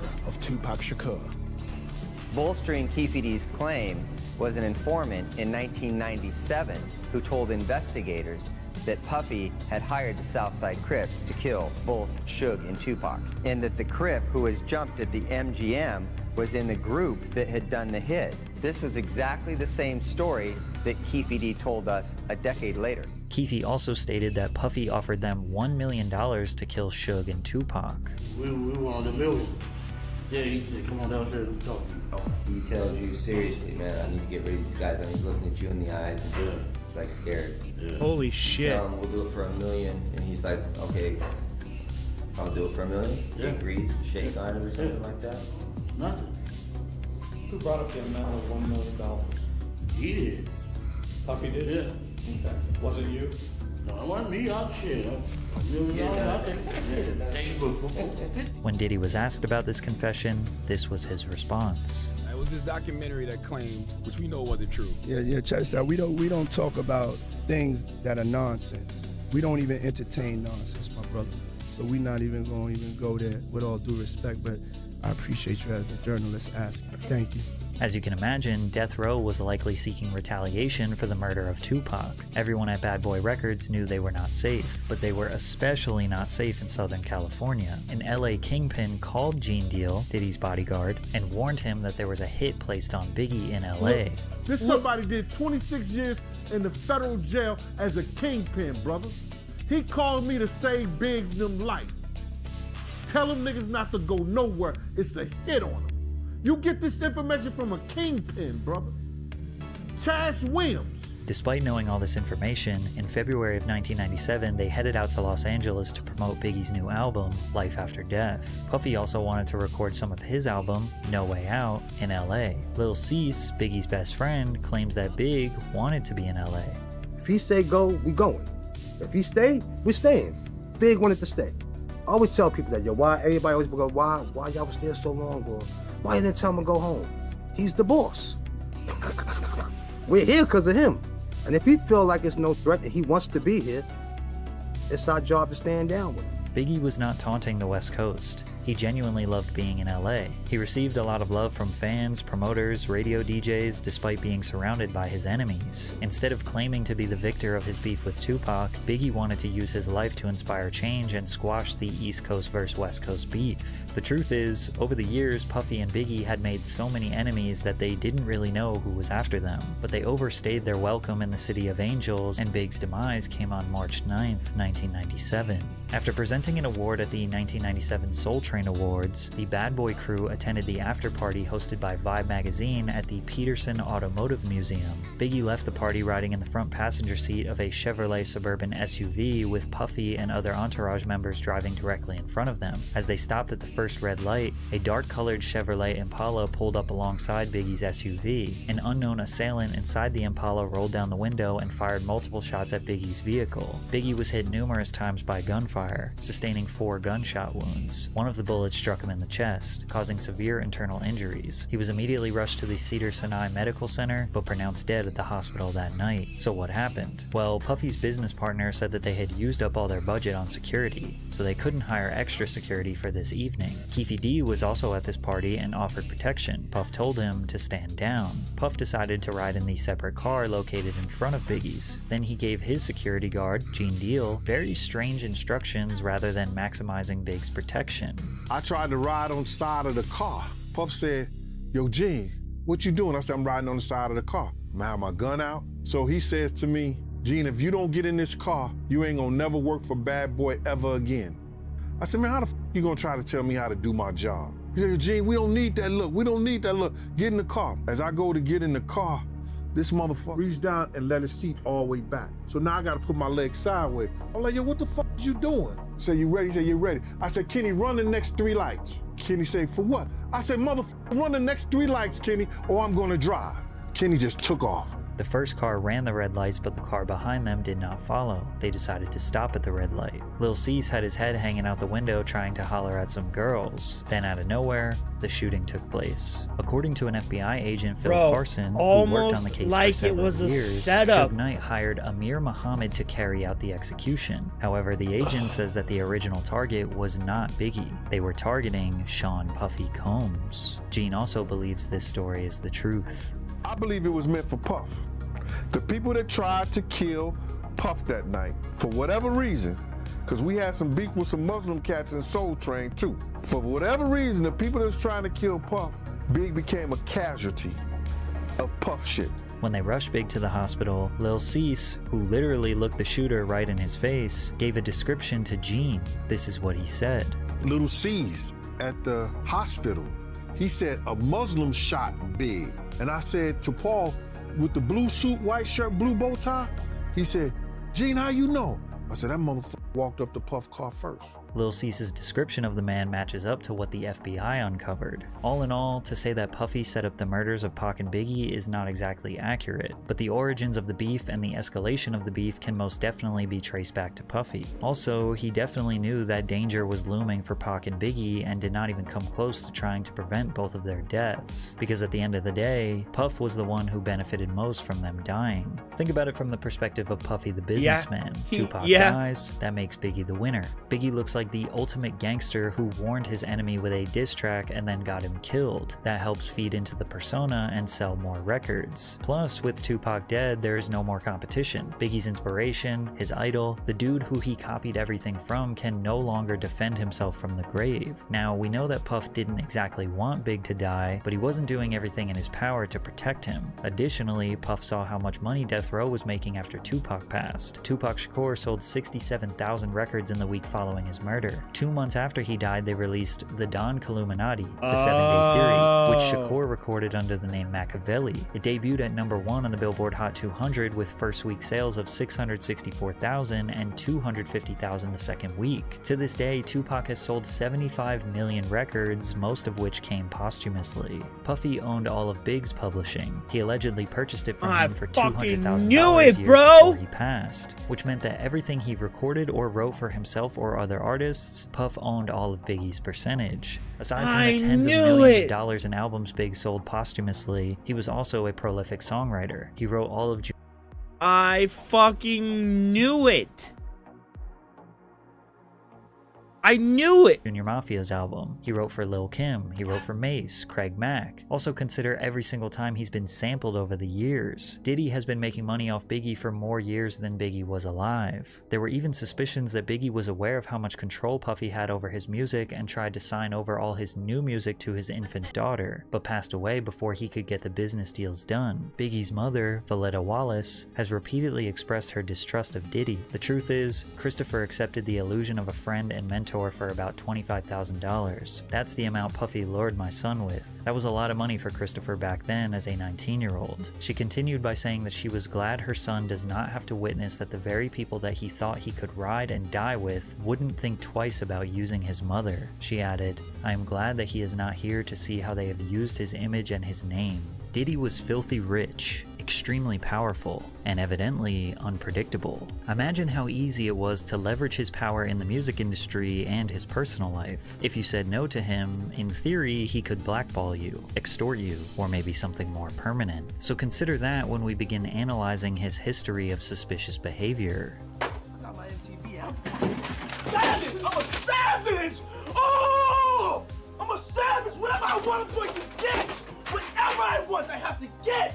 Let's start with the mysterious Puffy's Flavor Camp, where Diddy would mentor teenage musicians, like Usher, and give them a taste of the music industry. R&B sensation Usher was nothing short of a child prodigy. By age 13, he had already been discovered in Atlanta by L.A. Reid, and they sent him to New York City to record his debut album with Diddy. In 1994, Usher was just 14 years old, and he moved into Diddy's house to be a part of his Flavor Camp. I mean, but hey, it was curious. I got a chance to see some things. Yeah, but you were 13. What were you seeing? I went there to see the lifestyle, right? And I saw it, and it was. But I don't know if I could indulge and understand what I was even looking at. It was pretty wild. So nobody tried to, some woman didn't come along. I didn't say that. Okay. I didn't say that. What I did say is that there were very curious things taking place, and I didn't necessarily understand it. Usher has been very reluctant to discuss what happened when he lived with Diddy. In a 2004 article with Rolling Stone, he said, "Puff introduced me to a totally different set of shit, sex specifically." Wait a minute.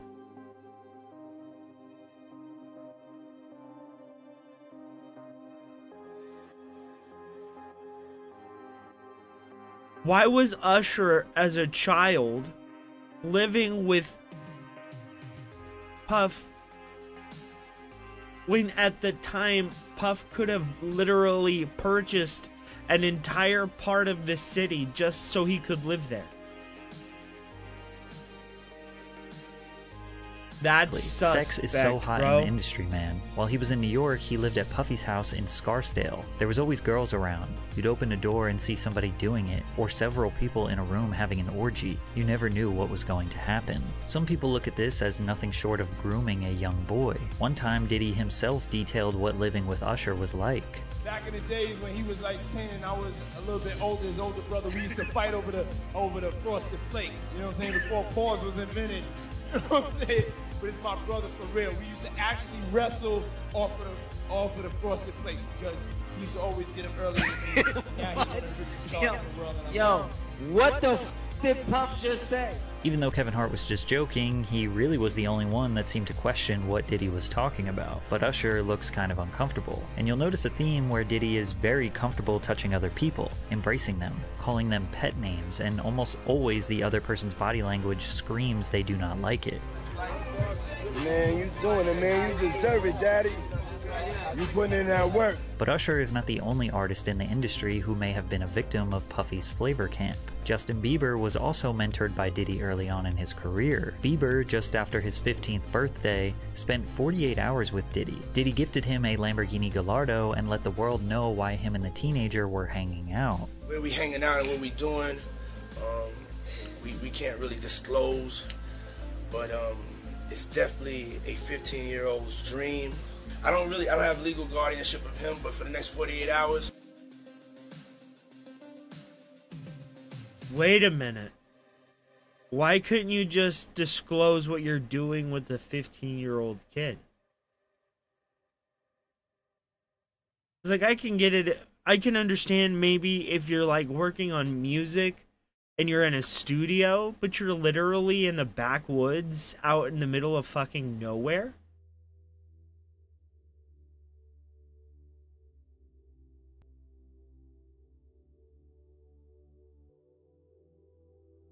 Like, am I the only one that's, like, alarmed by that? The cameraman filming this shit isn't like, do you really think you should say, hey, I'm here with this kid in the middle of the fucking woods, and what we're doing is none of your business, but just know it's every 15-year-old's dream.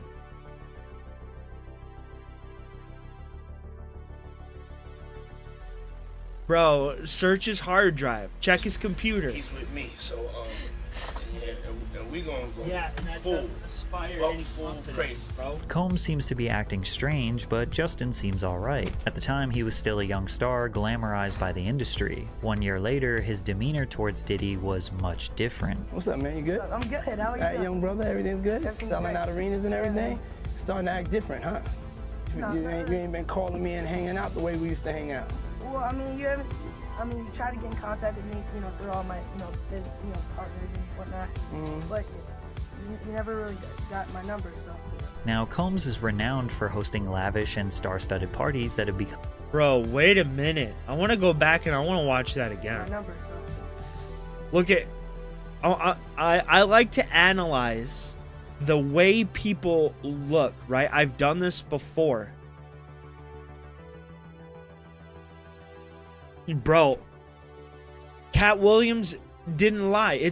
I'm starting to understand that, hey, maybe Orlando Brown, the dude that did mountains of meth and said, hey, Diddy gave me the Gok 3000 with a double twist. I'm starting to think that that might have been true. Semi-relevant people? Semi-relevant people? What are you talking about? This dude shaped the entirety of the industry that he works in. He created rap itself. The dude created all of music. Didn't you know? We'll get into DSP in a little bit. But look at his face, bro. Look at his face. He's like, how do I respond to this guy? And Diddy's literally standing there looking like, how am I gonna assault this kid?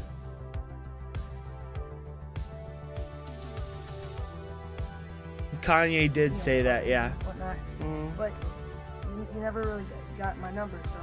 Now, Combs is renowned for hosting lavish and star-studded parties that have become legendary in the entertainment industry. Diddy parties are famous for attracting A-list celebrities across all industries. I had the craziest mix, Combs told Oprah. Some of my boys from Harlem, Leonardo DiCaprio after he just finished Titanic, I had socialites there and relatives from down south. Diddy parties are typically hosted at luxury venues or his own private residences. The media were quick to anoint him the modern-day Gatsby, a title he embraced with open arms. Have I read The Great Gatsby? He said to a reporter in 2001. I am The Great Gatsby. However, many people forget that one of Diddy's first parties ever resulted in the deaths of 9 attendees. In 1991, 22-year-old Sean Combs was the promoter of the Heavy D's and Puff Daddy celebrity charity basketball game at City College's Nat Holman Gymnasium, the infamous Puffy Party where a stampede occurred taking the lives of 9 people. I don't know. Some of the hottest rappers in the game were set to attend. Boyz II Men, Phife Dog, Big Daddy Kane, Jodeci, even LL Cool J and Mike Tyson showed up. The crazy part is that fans could see all of their favorite stars for just $12. The first problem occurred with the tickets. Keep in mind, this is in '91, so people had to go to physical locations like the Apollo Theater box office to buy tickets. Tickets were also sold at local shops like Boss Emporium, and even free tickets were given out on the radio by Funkmaster Flex. The facility could only hold 2,730 people, but they had no idea how many tickets they sold, as no proper system was set in place to keep track. Despite this, Gene Deal recalls Puffy requesting to cut security presence in half.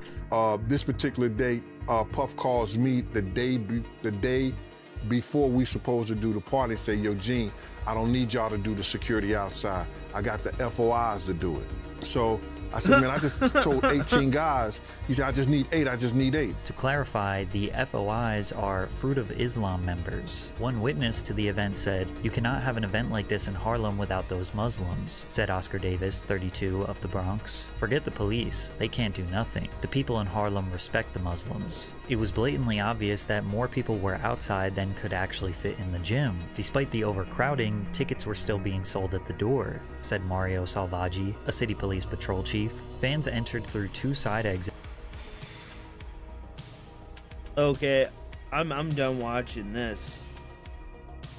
Bro, he's a monster.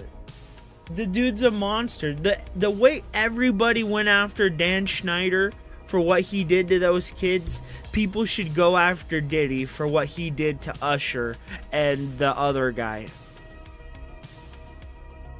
Fucking terrible, bro.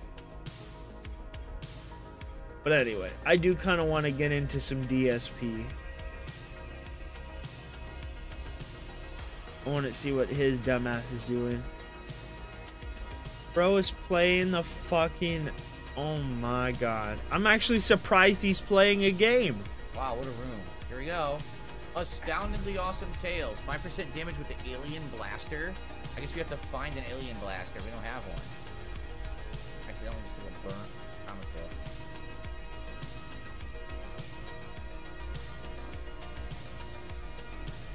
So here's the production room. This is boring.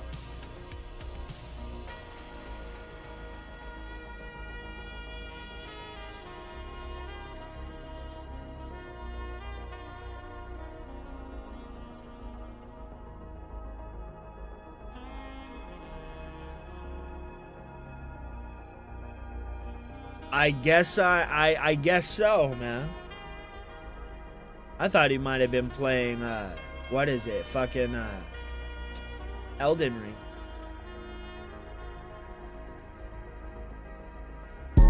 Snort, snort, snort. Code, drip. Snort, snort. I got the drip, go. Snort, snort, snort. Code, drip. Snort, snort. I got the drip, go. God damn, dude.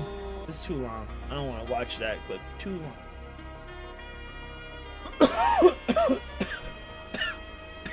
What the fuck?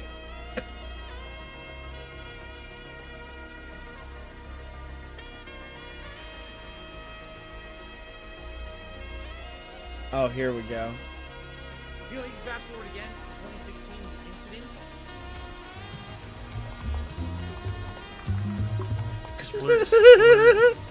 Where basically because of a very stupid thing that I did on a stream, that people tried to basically say that Phil should be banned from the internet and shit like that.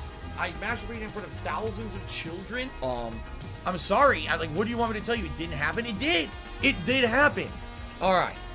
So, ladies and gentlemen, all right, you ready for this? Because this is going to be a bombshell. This revelation, all right, is going to rock the internet. What I'm about to tell you has never at all been revealed, but it is the truth of the matter that none of you expected me to reveal today. He was scratching his leg. You ready for this? I hope you're ready. We don't have enough people on the stream for me to reveal this right now. We should have had 1,000. We only have about 7. So, are you ready for this? The revelation you've all been waiting for. Ladies and gentlemen, I staged the whole thing. I made the whole thing up and it was staged. Yes, it was my master plan that this would be on the internet. Abso-freaking-lutely, right? Bullshit!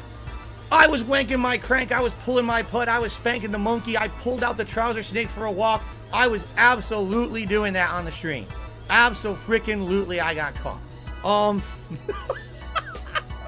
Yeah, some people just cannot be fucking helped. It was only, I'm not even exaggerating, probably 20, 30 people who were on the stream at the time, and no one was paying attention to the stream because it was just slides running. And then all of a sudden, the camera was still on, and I sit down and everyone's making jokes about all the clothes on camera. He doesn't realize it, and then they saw something stupid, right? It wasn't stupid. It was fucking hilarious. I was watching clowns, fully clothed from head to toe, full face paint, big red rubber noses, and they were just bumping each other's butts together like this. I said, whoopee, when I was done. Kind of hot in here right now. I don't know what's going on. There's something really wrong with that man.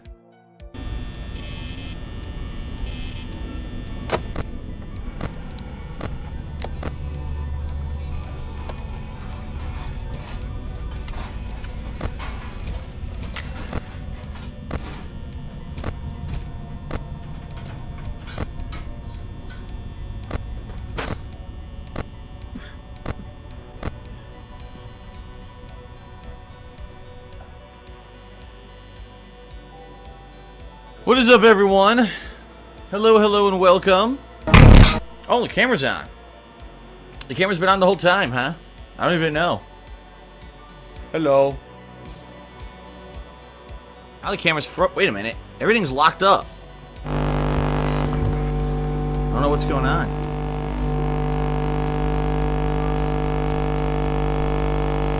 I don't know what is going on. Something's wrong. Can anyone... Is the stream working? Can anyone hear me?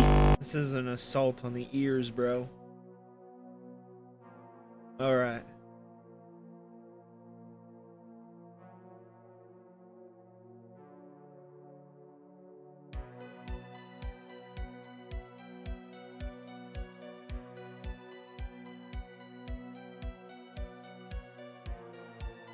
What? Bro, who cooked that pizza? Bro, he didn't wash up. He didn't clean off his hands. He just picked up his controller and started playing. Disgusting. Dude.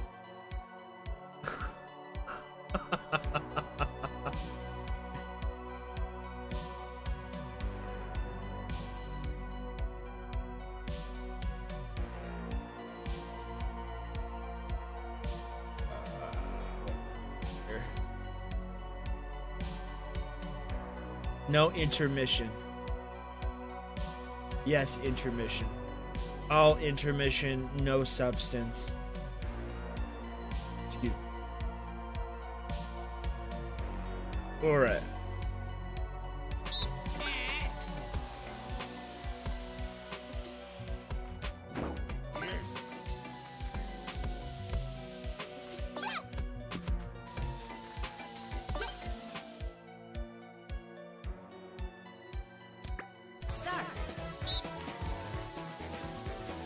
Bro's gonna die right off the bat. What a dummy. Oh, okay, you got it.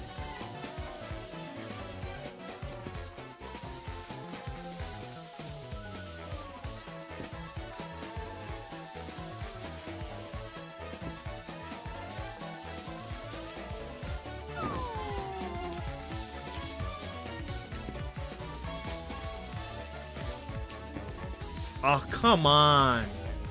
Dude, this game is rigged.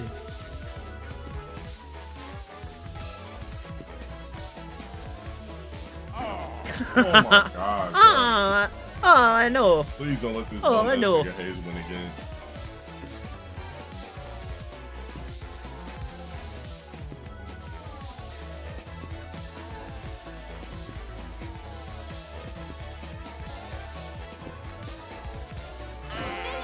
Yeah, both y'all trash. Fuck off.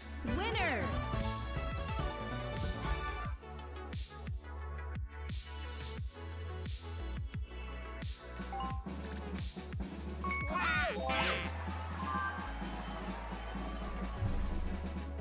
Damn, she ain't got no star.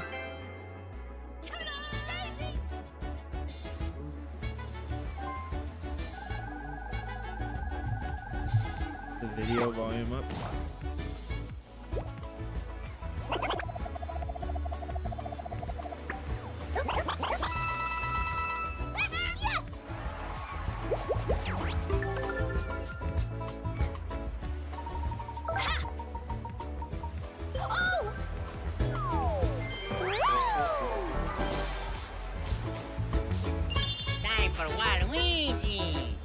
Time for Waluigi. No, get the fuck out of here, Waluigi. Nobody likes you.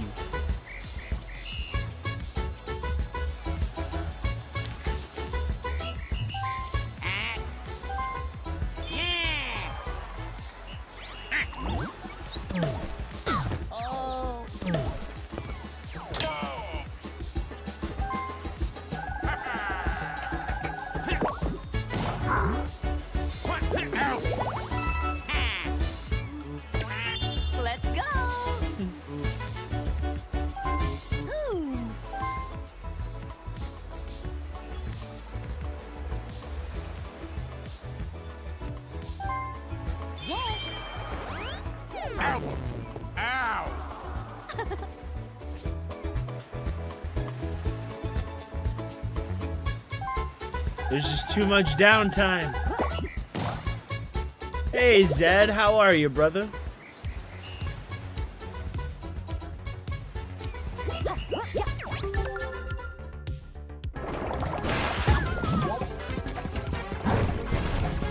Ugly guy, shot up for 8 months. 6 months. A creamy vid? No, I definitely wasn't smiling. It's probably looked like that. I ain't shit to smile about on my phone. One spot? One spot? Bro, bitch is more than DSP. Shit, I got a hidden block though, bitch. You are a hidden block. See, you guys thought I did that shit on... You guys thought I... Just shut up and let the game play. I literally did that on purpose because I knew it was a hidden block. Uh-huh.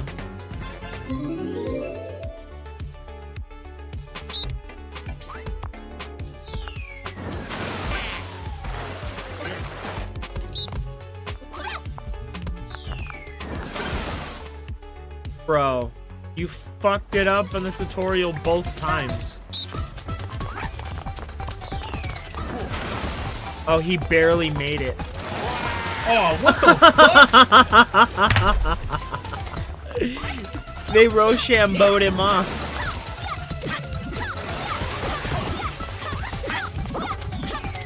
Oh, that Daisy got it down.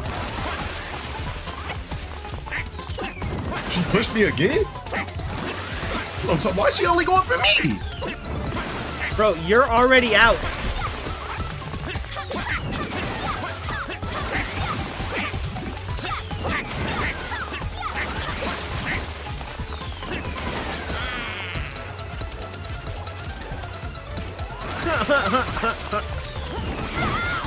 Oh, splatted her. Winner.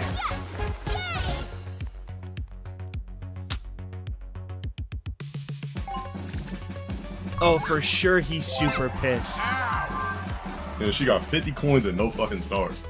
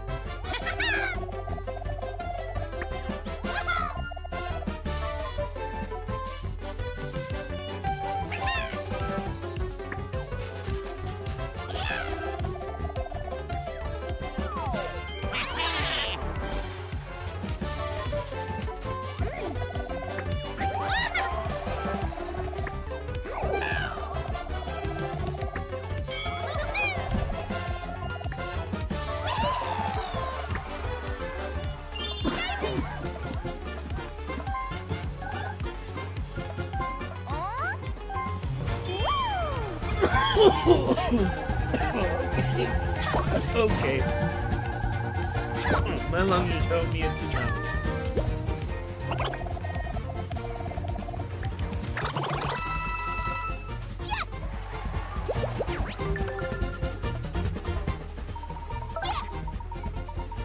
How the fuck do I use it?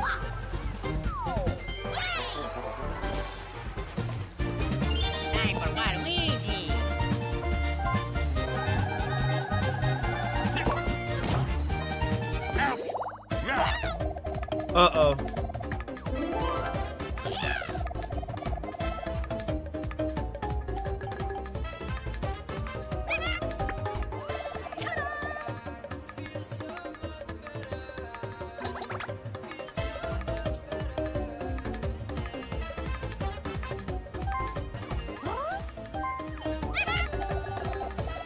Wager 42 coins. This shit is stupid as fuck.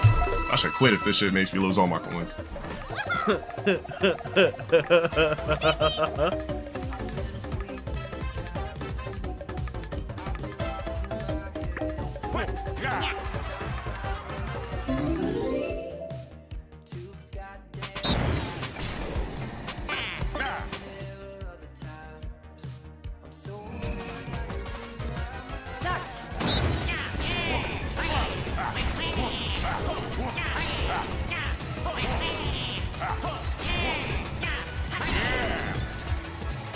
Can't go any faster than this?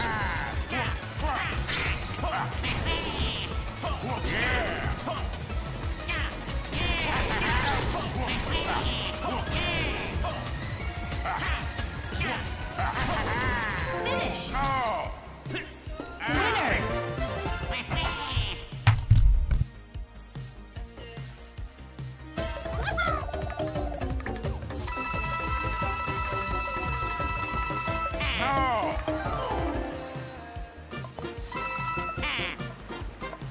Let's go.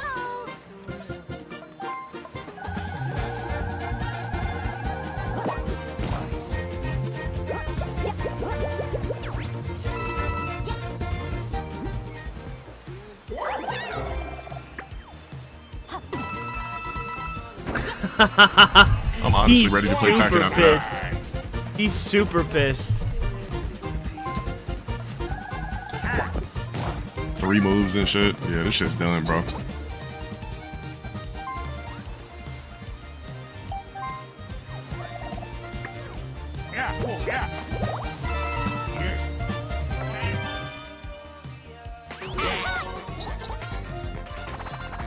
This shit lame as fuck.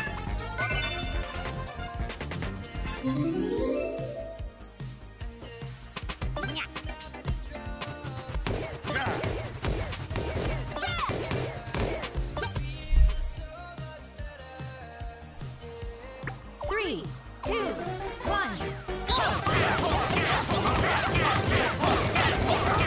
Damn, bro.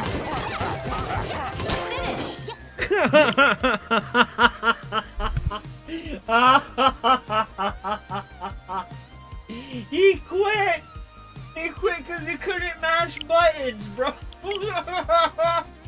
Niggas was just cheesing me, knocking me off cliffs, stealing all my fucking coins.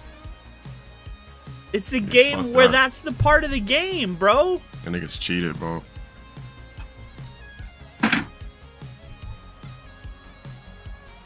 When I say bum, when I say bum, when I say bum, when I say bum, when I say bum, when I say bum, when I say bum. Banger.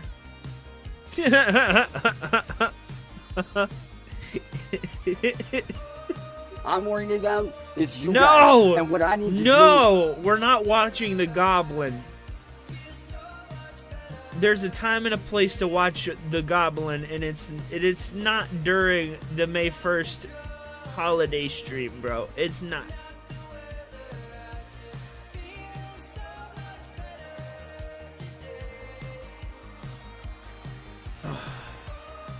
The dude has to make everything just so unfun. John Oliver's a douche. Let's go to the playlist. I haven't looked in here in a while.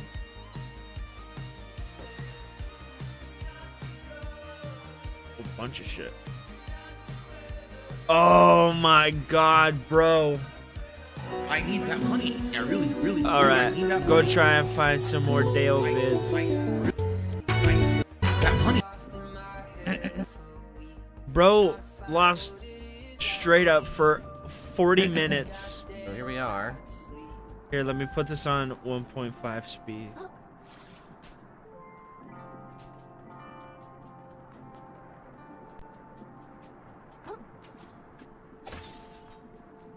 Can't break cans. You can only break bottles.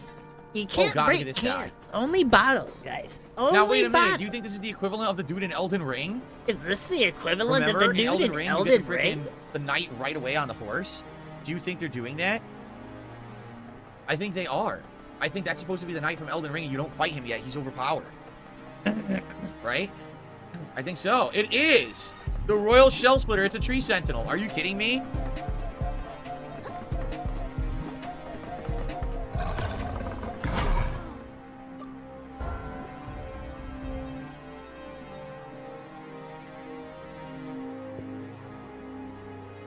Ow. When you are slain, you'll drop all your microplastics and your shell. Be careful when you go to pick them up, you die again. They're on the ground, they're lost forever.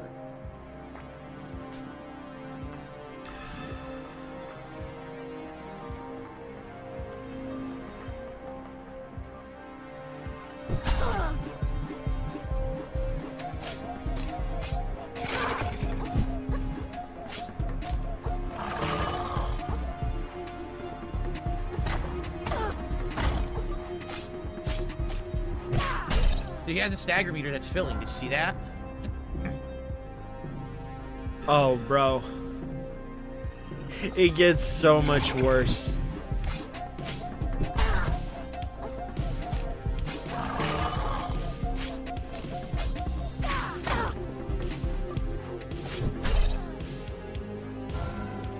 There's a big delay when you attack.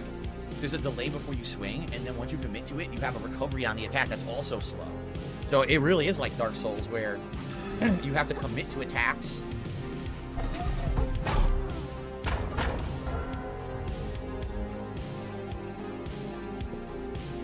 I wonder what happens when you stun him. You get the full stun meter up, what happens? And also, I haven't blocked at all. I wonder if you can block his attack. I tried to dodge, and I dodged too early. I wonder if we can try to dodge his attacks. No, you can't.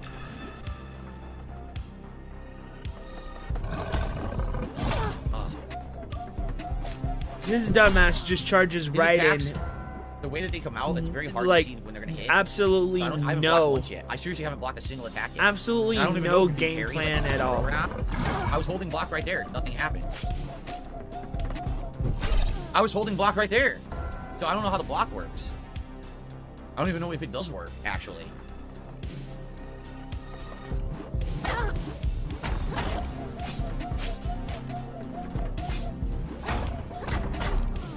I'm trying to dodge.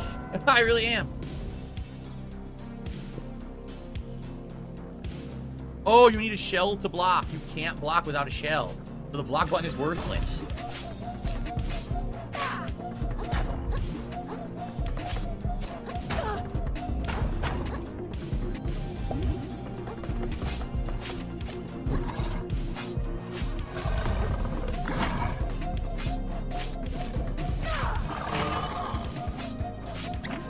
Balance and capsize.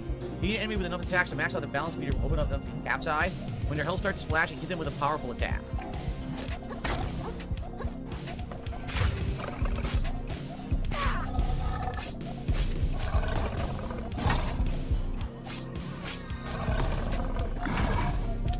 Oh god, bro.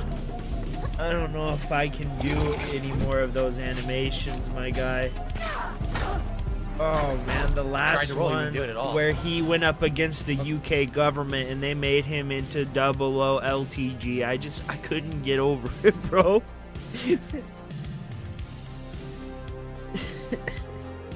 LTG versus long meat, absolutely ridiculous. Okay. So no blocking, all you can do is dodge and heal. Oh, he's dumb. He's dumb, dude. I don't know how to dodge. He doesn't know how to do shit. And then he complains like it's the game's fault, my guy. Okay. Okay, we'll do this one.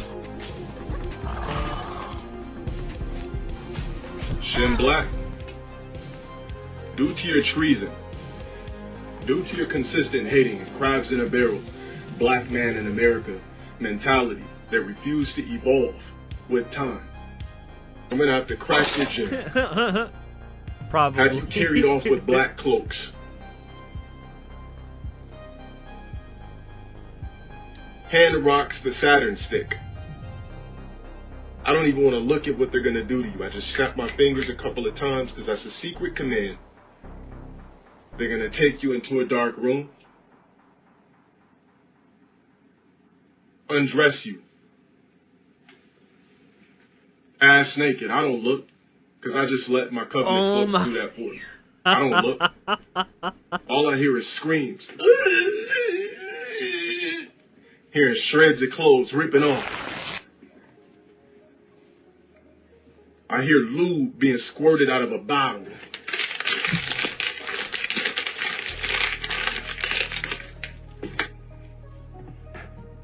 Rox comes back out. Asks me, do I want to watch? I said, absolutely not. I can't. Usually I sit in my throne, but today is a different day. And next thing you know, I hear screams and grunts.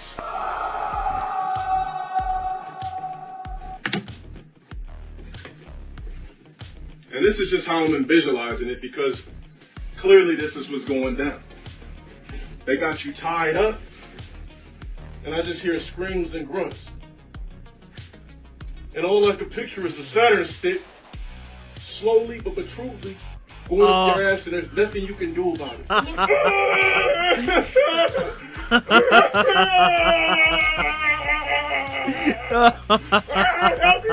sorry.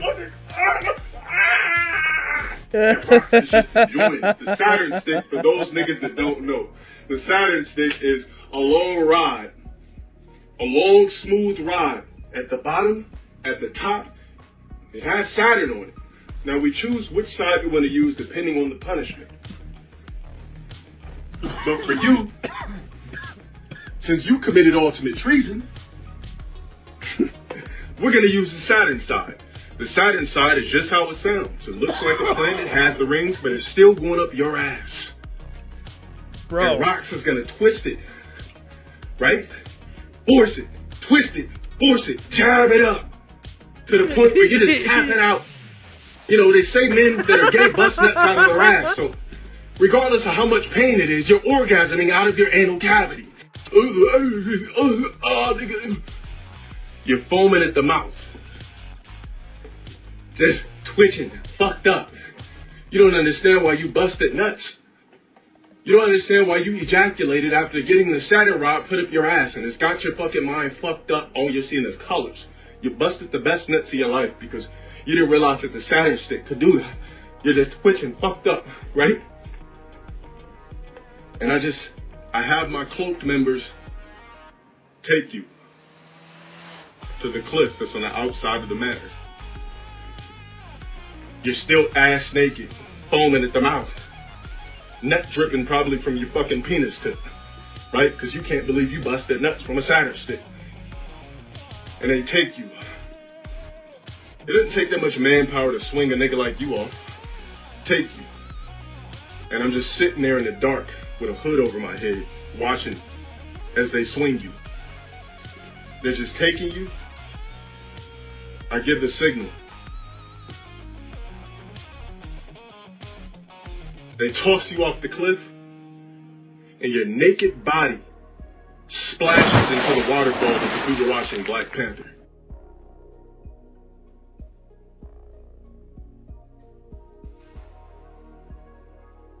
The shit he says is just so ridiculous. It's absolutely hilarious, bro.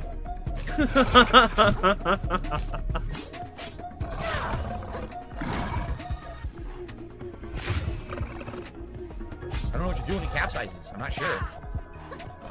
Literally speechless, bro. Wow. Oh, instant death. I don't know what to do when he capsizes. I guess it doesn't really do much damage when you hit him when he capsizes, so what's the point of the capsizing? I don't think there's a visceral attack. Maybe there is. Do you have to do another heavy attack, maybe?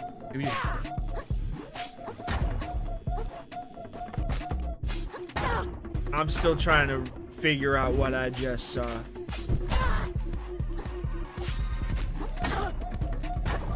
The triple slam is the deadly attack. Everything else sucks. The triple slam is the one that hits me every time, and I haven't effectively dodged it yet.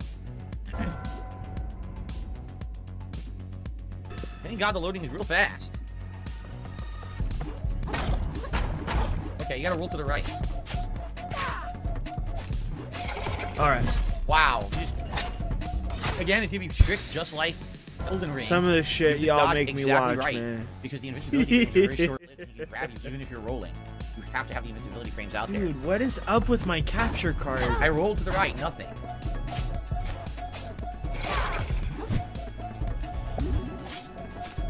I have to like turn it off and turn it back on, and then I have to deactivate it and then reactivate it.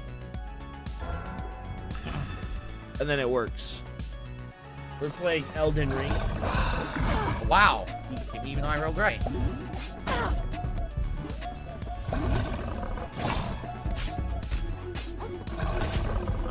Need to fix the face.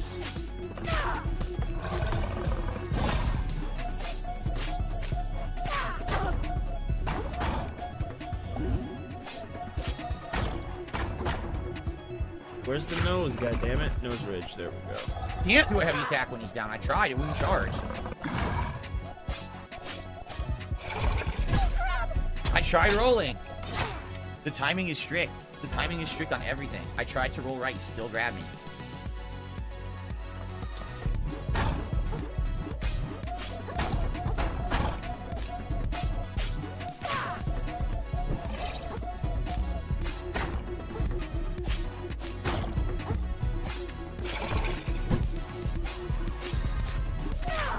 tried to roll. God, I was committed to the attack. As I was committed to the attack, I got hit. Bro, the bosses. It annihilates the shit out of him, man. This is the funniest fucking shit. He does this for 20 or 40 fucking minutes straight, bro.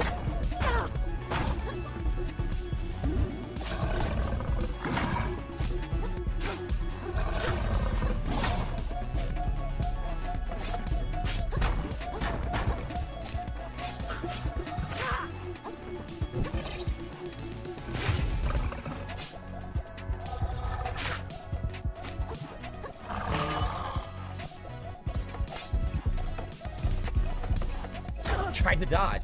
Wow.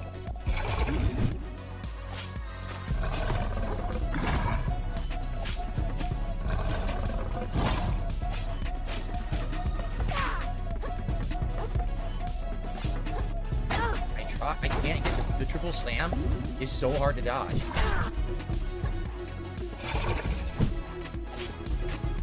Oh no! Make it have the biggest chest possible. No Diddy, as the youth say. Triple slam.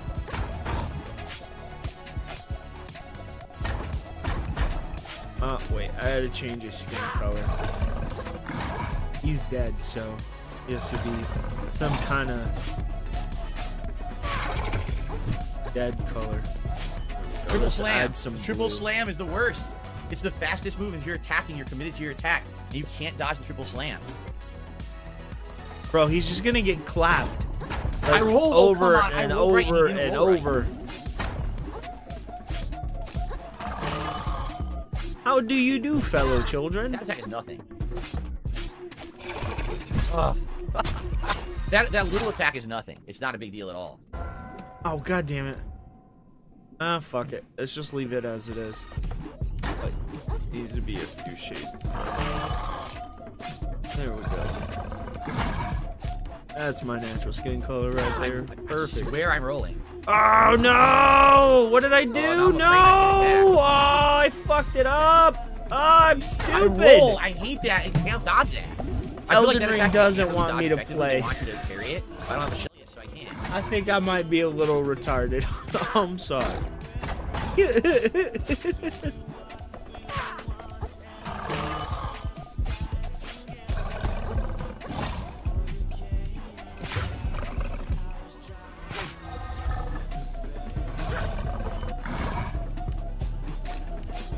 Can't roll. I tried.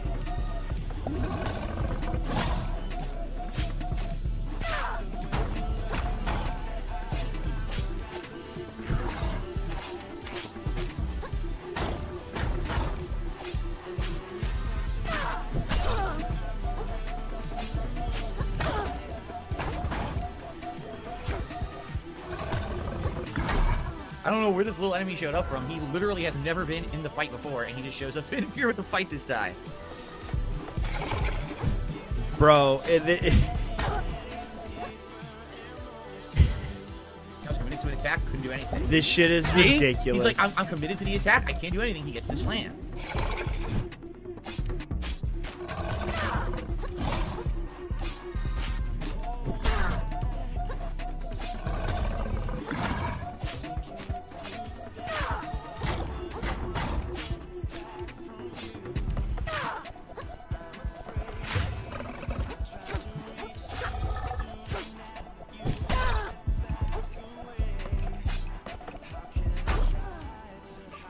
I swear you can't roll out of that way. Dude, right there. I literally can't roll out of the way of that.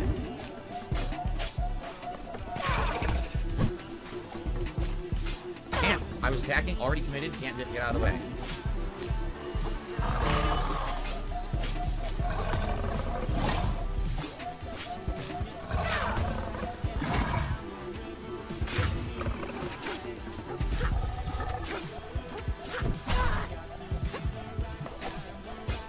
Wow, I actually got out of the way.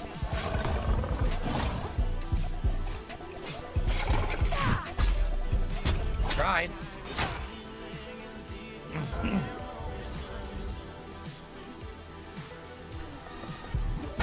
couldn't even roll on the beginning of the fight. I couldn't dodge that. You have to see him doing it early and roll early.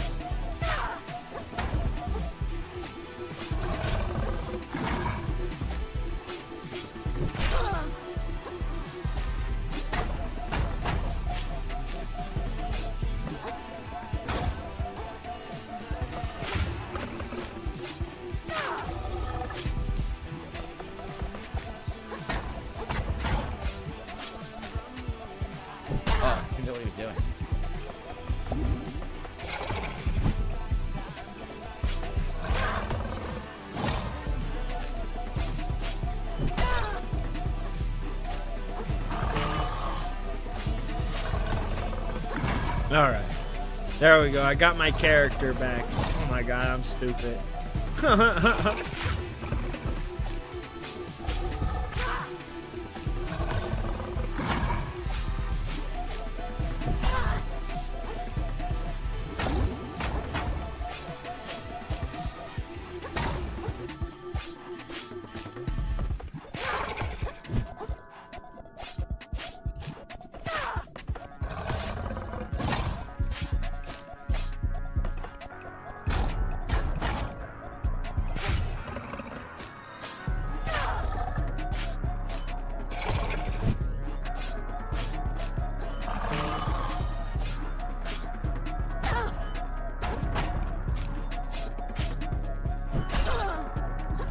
Alright. Okay. So that's him playing another Crab's Treasure. The dude fucking sucks. Oh, Lord. Do I dare? Have we watched this one? Is this the one we Before just you get out watched? the limo, you're going to be blindfolded. Right? Now you're going to feel a couple of people take you out of the limo, but don't be alarmed. It's just people guiding you because you can't see. You're blindfolded. When you walk into this building, you're going to say, where am I? But it's going to echo, right? It's going to echo because it's going to be a vast, big building. Then you'll hear a voice saying, welcome. It's going to be my voice. Then I'm going to have my disciples take you to your quarters. The room's going to be excellent. It's going to be draped with blue and black curtains. A bed that's so plush. All the hors d'oeuvres and everything that you can have ready to go. There's going to be another envelope. You're going to open it up. It's going to be right there on the bed. You're going to open it. It's going to say, are you ready for your next task? If you are, press this bell. You're going to ring it. You're going to press that bell. There's going to be another blindfold. This one's going to be red, but this time it's going to have a bindi on the front. Don't worry about tying it. One of my disciples is going to make sure that happens. This time we're going to make things a little bit more spontaneous. We're going to go ahead and put you in handcuffs. Now, you've already done all of these things, so handcuffs, it shouldn't really startle you at this point, right? We're going to put you in handcuffs. You're not going to mind. You've had all the hors d'oeuvres, the wine, everything you can drink, everything you can eat. You've been treated like a king. This is paradise to you. And we're going to bring you to another room that echoes. Through your blindfold, you're gonna feel a spotlight go just beam on you. You're gonna be strapped to a chair. When that blindfold comes off, you're gonna see me in a cloaked hood. You're not gonna see my face, but you'll hear my voice. A tall, 6'5", powerful man standing in front of you in a cloaked hood. You won't see me. You'll see my disciples on the side of me, standing next to me in cloaked hoods of different colors. My cloaked hood will be black with stripes. So what? These are like the Power Rangers? The blue. All you'll see is a bindi twinkling through the light that is beaming and catching my forehead as it glistens. My disciples are going to walk towards you slowly. You might be scared at this point. They're walking towards you slowly in this big, dark, vast room. Now you're already chained up to the chair and strapped. But to make sure you're not as startled, we're going to offer you a couple of strawberries and everything before we proceed with the next task. After you have a couple of bites of strawberries with chocolate dripped on the tips, my disciples are going to then rush you. This is when you become frightened. My disciples are going to rush you, grab you, pull you. One of my other disciples is going to have that tool they use in a dentist to keep your mouth open. We're going to tie it tight. You're not going to be able to do shit, but sit there with your mouth wide open.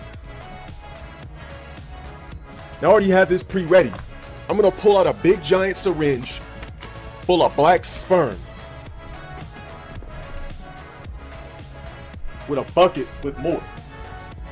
I'm gonna take that syringe while your mouth is pried open with that tool from the dentist, and I'm gonna take that syringe and squirt black sperm all down your throat. You're gonna be like, I'm gonna let you spit it out, catch your breath. I'm gonna go into the bucket again. Take the giant syringe, fill it up again, bust your mouth with hot, maybe cold at this point, ejaculation. When you're done choking again, I'm gonna take another syringe, squirt it all down there to the point where you're basically marinated with sperm. And then once you're like, at this point you're just trembling, you're traumatized, right? You don't know what to do. You're fucked up in the head. You feel mutilated, emasculated, everything, right?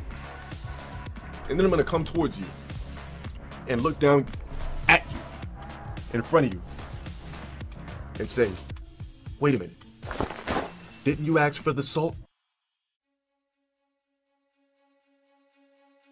Wait, what? Bro, actually what?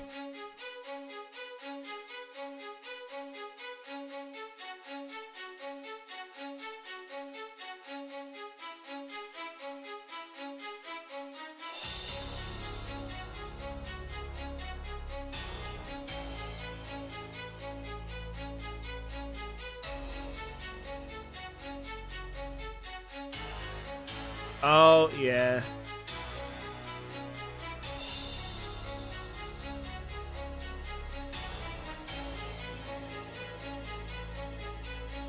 Right here. Let me ask you if any of you would be okay after being treated how I am, and then have your feelings dismissed because it's okay for people to make money off you while you make nothing. It seems like she's talking about this right here. So there's 1999. How many have been sold? Did it say? Right here. So this is the image that she says is made in her likeliness. Like, first of all, that's funny as fuck to claim that as you, but I don't know if original art that doesn't specifically say it's her, like if she'll have any legal standing with that. The shirt is bad as fuck. I'll link it. Cobra looking like a rotten egg. But yeah, I don't know, because it doesn't say that it's either of them. I'll be looking into suing certain people for making money off of my likeness without my consent or permission. I'm just supposed to take this while they draw me nude on shirts to sell? Girl, what I love is a lol suit that is never gonna happen. Like, please do not delete anything. This is never gonna happen. She went so far as to, in a screen covered in boogers, it looks like. Bitch, I keep thinking these are on my screen. She highlighted the law. This was the tea. And I don't have screenshots of what it was like previously, but I do know from when I was pretending to be Jane Doe. When I was pretending to be Jane Doe, Josh's Facebook said, in a relationship with Jessica Boyle. It had her name tag. So it didn't just say, in a relationship, it said, in a relationship with Jessica Boyle. And if you go on her page, it would say, in a relationship with Josh Saunders. Okay? They both had each other tagged. Are you with me, Lindos? Yeah. Josh's, suddenly, bam. Bitch. Oh, single. shit. Single. The dirty tea, bro. So I did a community tab, and I was like, yo, does Naked and Laughing know that Josh is single or whatever? But anyway, shortly after that, he changed it. But this is partially the tea. So this was from hers. You see how it said in a relationship? So basically, you could tell Coves is the one that untagged it, because he switched his to single, and when he did that, it made his name go away on hers. You understand what I'm trying to say? But guess what? Faked out. It's back. It's back as in a relationship, but the names are not tagged. Oh yeah, I'm gonna fight one of them when one of them is Josh's mod. Yeah, okay. Yeah, good luck there. Okay, so this is who... This is T right here. So she says, someone in her chat must have told her to fight against the situation, fight everything, right? And she said, how am I going to fight against it when one of the people are Josh's mods? Now, is she talking about Exhumed? Exhumed, are you a mod? Alright, so Exhumed. Okay, thank you, T. So Exhumed is the mod she's referring to. Thank you, Exhumed. This is what I was thinking. So Naked and Laughing is mad about the t-shirt. So she hit up Josh and was like, unmod this person. I'm going to sue them. They're taking money from me. And Josh told her, just let it go. That is why she is spiraling. Exhumed, what did Josh say? Is there anything you could tell us?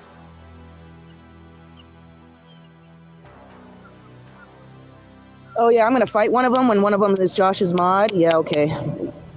Yeah, good luck there. Yeah, when one of the people making merch off of me is one of Josh's mods, yeah, I'm sure that'll go down really good. Hold on. T. Okay. Exhumed talked to Josh today about the situation. So Exhumed is the one that made the t-shirt with Cobra and Nal on it, and Nal is pissed about it because she didn't give consent. Exhumed talked to Josh and he says this. Yes, Josh took my side and it made them get into a fight, which I believe led to the breakup, but now they're back together. Wow. Thank you for giving us that information. Oh shit.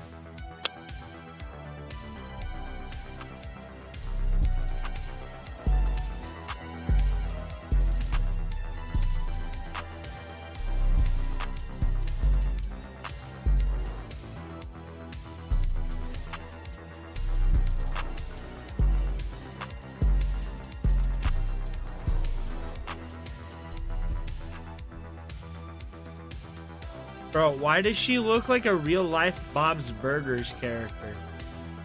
But anyway, guys, that is where we're gonna bring the stream to a close for this morning. We will definitely be back here later tonight for whatever we decide to do. I don't fucking know. Have a good one, guys. I'll see you later.